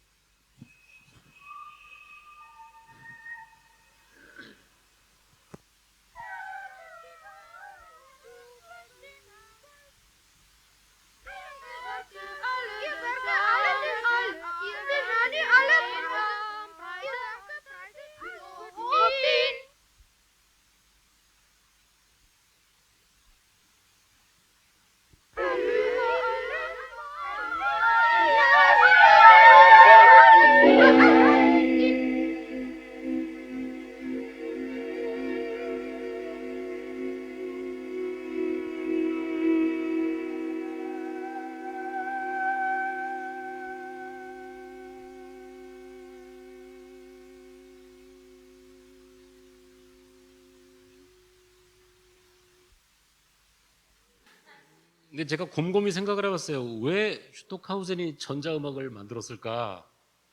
어떻게 보면 이유는 간단해요. 전자시대에 살고 있으니까. 다만 차이는 뭐냐면, 뭐 어쨌든 난해한 음악인 건 사실이죠. 우리가 사용하는 모든 전자미디어는 우리를 향해서 되게 납득할 수 있는 인터페이스를 가지고 있어요. 즉, 손으로 터치하면 다 작동되고, 스위치의 배열, 모니터 같은 게 다 쉽게 납득해서 쓸 수 있게 돼 있잖아요. 그러다 보니까 저것이 가지고 있는 굉장히 풍부한 잠재성 중에서 사람이 쉽게 활용할 수 있는 기능 위주로 배열되어 있잖아요. 근데 사실은 그 기능을 살짝 비틀어 놓으면 굉장히 풍부하고 다양한 표현이 가능하거든요. 그래서 예술 전반이 하는 일은 뭐냐면, 옛날부터 지금까지 예술 사조도 다양하고 하지만 저는 그걸 딱 한마디로 줄일 수가 있는데 재료는 똑같아요. 삶에서 우리가 쓰는 것과 같은 재료지만 차원이 다른 세계를 만들어준다. 딱 그거예요. 차원이 다른 세계. 그러니까 사람들이 예술 작업을 난해하게 생각하는 이유는 뭐냐면 차원이 다르기 때문에. 만약에 저런 기계 장치도 인터페이스를 바꿔버리면 막 혼란스럽고 못 쓰잖아요. 스위치 배열을 바꿔버리거나 아니면 뭐 장치가 안 맞는다 그러면 사람들이 못 쓰는데 예술가가 하는 일은 뭐냐면 차원을 바꾸니까. 다만 한 가지 다행인 건 뭐냐면 그 다른 차원을 체험하는데 규칙이 없다. 현실에서 규칙이 있죠. 카메라 뭐 던지면 안 되고 배터리가 어느 정도 되면 배터리 떨어지니까 충전해줘야 될 규칙이 있는데 이 음악을 접하는 아무 규칙이 없다. 사실 아무 데서나 들어도 되고 특히 슈토카우제는 더 그래요. 그 치클루스라는 곡이 있는데 치클루스는 사이클이라는 뜻이거든요. 악보 자체가 이렇게 바인딩으로 묶여 있어가지고 이렇게 돌려서 아무데나 끄집어내서 연주할 수 있게 되어 있는데 그래서 사실은 무한한 자유가 있으나 너무 많은 자유가 있다 보니 일반인들이 접했을 때는 난해하게 들린다 그런 거죠. 슈토카우젠이 했던 것 중에 가장 이상한 게 이제 헬리콥터 현악 사중주인데 이건 진짜 이상한 곡인데 4대 헬리콥터를 빌려가지고 현악 사중주 연주자들이 각각 헬리콥터에 타서 각각 자기 파트를 연주를 합니다. 그러니까는 다 같이 들을 수는 없어요. 그리고 헬리콥터 소리가 뒤섞여 있어요. 저는 이걸 딱 봤을 때 첫 번째 들은 생각은 딴 게 아니라 요거는 살츠부르크 페스티벌에서 오스트리아 군의 블랙호크 헬리콥터를 4대를 빌려갖고 했다는데 그 얘기 딱 듣고서 돈 많이 들었겠다. 헬리콥터 한 대 빌리는데 되게 비싸거든요. 이제 오늘 아마 도봉산 상공에 헬리콥터가 하나 떠 있을 거예요. 왜냐하면 날씨가 좋으니까 등산객이 많이 가고 술 드시고 항상 바에 떨어지거든요. 그럼 헬리콥터 항상 뜹니다. 구조 헬리콥터. 그럼 이제 보통은 김포공항에 기지가 있어요. 거기서부터 소방청 헬기가 뜨는데 뭐 돈은 안 냅니다. 구조 헬기는. 만약 돈을 내면 어디 촬영을 위해 쓴다 그러면 김포공항에서 거기까지 오는 것도 다 돈을 내야 돼요. 딱 촬영하는 30분만 내는 게 아니라 하여튼 근데 이제 오스트리아 군이 협조해 줬으니까 뭐 돈은 안 냈을 텐데 하여튼 정말 이상한 건데 저는 좀 전에 들어보신 소년의 노래는 방금 들었던 지직하는 그 소리를 되게 좋아해서 거기까지 밥 먹을 때 많이 틀어놓고 밥 먹는데 밥만 나요. 이거는 좀 이상한 곡이에요. 그리고 이렇게 아름답거나 그렇지는 않습니다. 일단 한번 들어보죠. 그리고 여기에는 헬리콥터 소음하고 이 악기의 소음이 합쳐져서 나중에 이제 믹싱해서 합쳤는데 슈토카우젠이 이걸 의식했는지 모르겠는데 헬리콥터는 소음이 굉장히 복잡한 소음입니다. 여기 보시면 우선 엔진 소리가 있어요. 근데 헬리콥터의 엔진은 피스톤 엔진이 아니라 가스터빈 엔진이기 때문에 소리 자체는 슝 하는 제트 엔진 소리가 납니다. 그리고 메인 로터가 바람을 가를 때 나는 하모닉 노이즈가 있고요. 이게 큰 소음원이고요. 에어프레임 노이즈, 기체 자체가 떨릴 때 나는 소리가 있고요. 브로드밴드 노이즈는 멀리 확산되는 소음. 그 다음에 테일 로터가 있죠. 테일 로터는 왜 있냐면 메인 로터가 회전할 때 그 회전력 때문에 반대 방향으로 동체가 돕니다. 그걸 상쇄시켜주기 위해서 테일 로터에서 바람을 뿜어가지고 헬리콥터가 돌지 않게 해요. 근데 이 메인 로터는 그 음속을 돌파하면 안 되기 때문에 회전수가 많지는 않아요. 분당 한 250 rpm 정도. 빠르지 않습니다. 근데 테일 로터는 빨리 돌기 때문에 소음이 훨씬 더 고주파의 소음이 나고 듣기가 싫죠. 참고로 헬리콥터에서는 프로펠러라는 말을 안 쓰는데요. 이거 프로펠러 아닙니다. 근데 신문 기사에 보면 프로펠러라고 많이 쓰는데 이거 이제 로터라는 말은 회전 날개, 로테이터를 줄인 말입니다. 로터. 그래서 여러분들 앞으로는 헬리콥터는 로터다. 프로펠러가 아니다. 그렇게 아시고 계시면 되겠습니다. 그래서 이렇게 복잡한 소음원인데 그리고 왜 이렇게 소음이 크냐면 블랙호크 헬기 같은 경우는 최대 이륙 중량이 거의 10톤에 가까워요. 굉장히 무겁죠. 그 엄청나게 무거운 헬기를 띄우기 위해서 엔진이 요게 엔진이거든요. 엔진이 2개 달려 있는데 무려 하나당 출력이 1890마력 2개, 거의 4000마력에 가까운 엔진을 쓰니 이게 안 시끄러울 수가 없는 거죠. 그래서 이 기괴한 헬리콥터 현악 사중주 조금만 들어보실게요.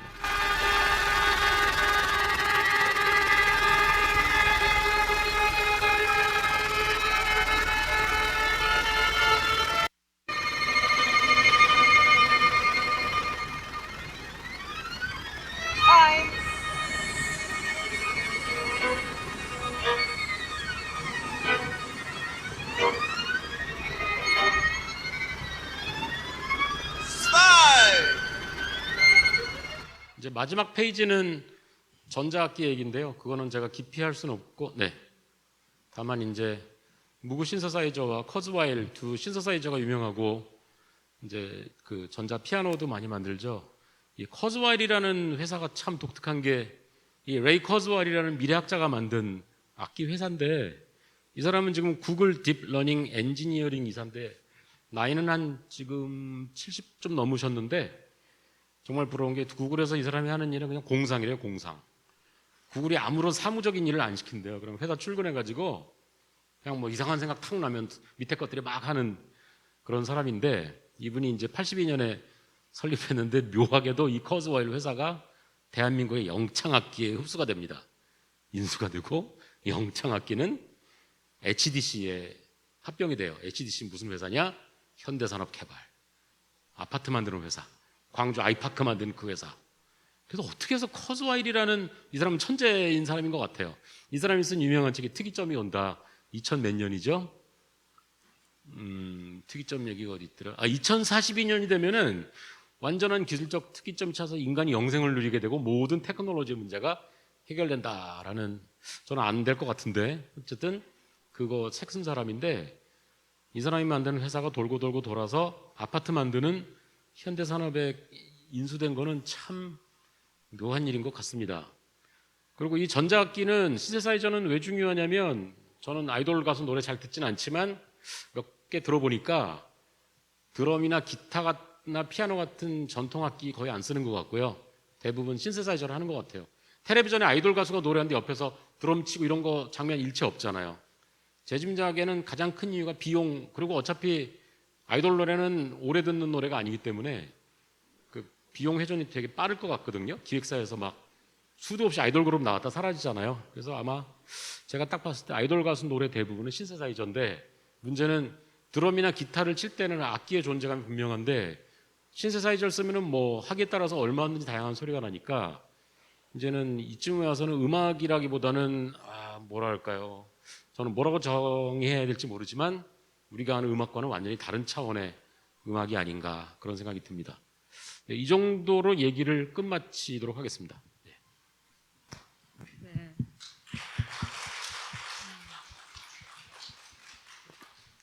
네, 선생님 뭐 음악 전문가는 아니라고 하셨지만 그래도 들어보면 되게 실험적인 그런 음악까지 다 소화를 해주셔가지고 테크노 음악이 어떻게 보면 이제 어떤 디트로이트의 어떤 공장이나 기계음에서 영감을 받아서 뭐 이런 기계 소리처럼 나는 그런 음악을 만든다고 하는데 그거 이외에도 이렇게 다양한 실험 음악들이 이런 전자음이나 뭐 이런 주변의 어떤 그런 기계적인 환경에서 영향을 많이 받아온 것을 강의를 통해서 알 수 있었습니다. 혹시 더 질문 있으신가요? 네.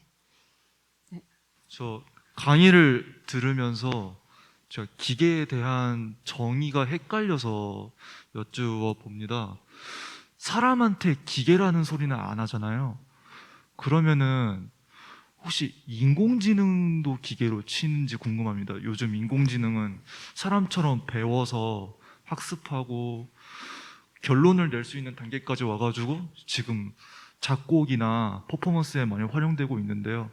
그러면 이거는 기계와 기계를 통해서 한 건지 아니면 어떻게 생각해 봐야 되는지에 대해서 네, 질문드립니다. 인공지능 당연히 기계죠. 그리고 인공지능이 혼자 작동하는 게 아니라 뭔가 컴퓨터가 있어야 작동하겠죠. 그러니까 하드웨어가 있어야 될 것 같아요. 그죠? 일단 기계의 정의는 저는 그렇게 정의 내리는 거 좋아하진 않는데 기계는 에너지를 넣어주면 전기를 꼽든지 연료를 넣어주든지 해서 에너지를 넣어주면 작동해서 결과물을 내는 것. 자동차 같은 경우 결과물은 달리는 운동. 또 공장의 생산 기계는 생산 제품. 다 그게 기계죠. 그러려면 이제 구조가 있어야 되겠고 기능할 수 있어야 되고 나름의 회로가 있어야 되겠죠. 그래서 그런 거를 기계라고 보고 인공지능도 당연히 뭔가 결과물이 나오겠죠. 뭐 요즘은 주식 투자도 인공지능으로 하고 기상 예보 뭐 다양하게 실용화돼서 쓰이잖아요. 당연히 기계죠. 다만 이제 보통 기계 그러면 하드웨어 중심이란 말이죠. 강철로 되어 있고 뭐 회로가 있는데 인공지능 같은 경우는 아마 하드웨어의 중요성보다는 소프트웨어의 중요성이 훨씬 더 크겠죠. 아마 실제로 컴퓨터를 직접 만들어서 파는 회사보다 소프트웨어 만드는 회사가 돈 더 많이 벌을걸요? 제조업의 수익률이 높지 않나요? 한 5%? 근데 게임 회사라든가 그 소프트웨어 회사의 수익률이 지금 한 정확한 수치는 모르는데 20%, 15% 사이 꽤 높은 겁니다. 그러니까는 쇠를 깎아서 뭐 조립하는 거 만드는 건 솔직히 말하면 미련한 산업이고요. 게임 회사 하나 차리는 게 훨씬 수익률이 높고 실제로도 그렇죠. 그래서 머리 잘 돌아가는 사람은 당연히 게임 회사 취직하죠. 그 사람한테 너 기계 공장에 취직할래? 게임 회사에 취직할래? 당연히 게임 회사 취직하죠. 복장부터 다른데 게임 회사 가봤더니만 다들 반바지에다가 티셔츠 입고 출퇴근하더라고요. 근데 기계 공장 출퇴근할 때 그 왜 촌스러운 작업복 있죠. 여기 무슨 산업 써 있는 거 그 잠바 입고 출퇴근하거든요. 뭐 하여튼 그런데 어쨌든 인공지능도 당연히 기계다 이렇게 말씀드릴 수 있겠습니다. 저 쓸데없는 질문일 수도 있겠는데 그러면 사람도 좀 생체적 기계라고 볼 수 있을까요? 그렇죠. 그 참고로 데카르트 같은 사람들은 동물을 기계라고 생각을 했어요. 다만 안 좋은 의미의 기계. 그러니까 우리가 요즘 동물 보호 얘기 많이 하고 동물권, 왜냐하면 동물하고 사람 소통하잖아요. 강아지 기를 때 보면 서로 눈빛하고 서로 대화도 되는데 데카르트는 그냥 동물은 기계니 감정도 없고 고통도 모른다. 죽여도 된다 이렇게 생각을 했습니다.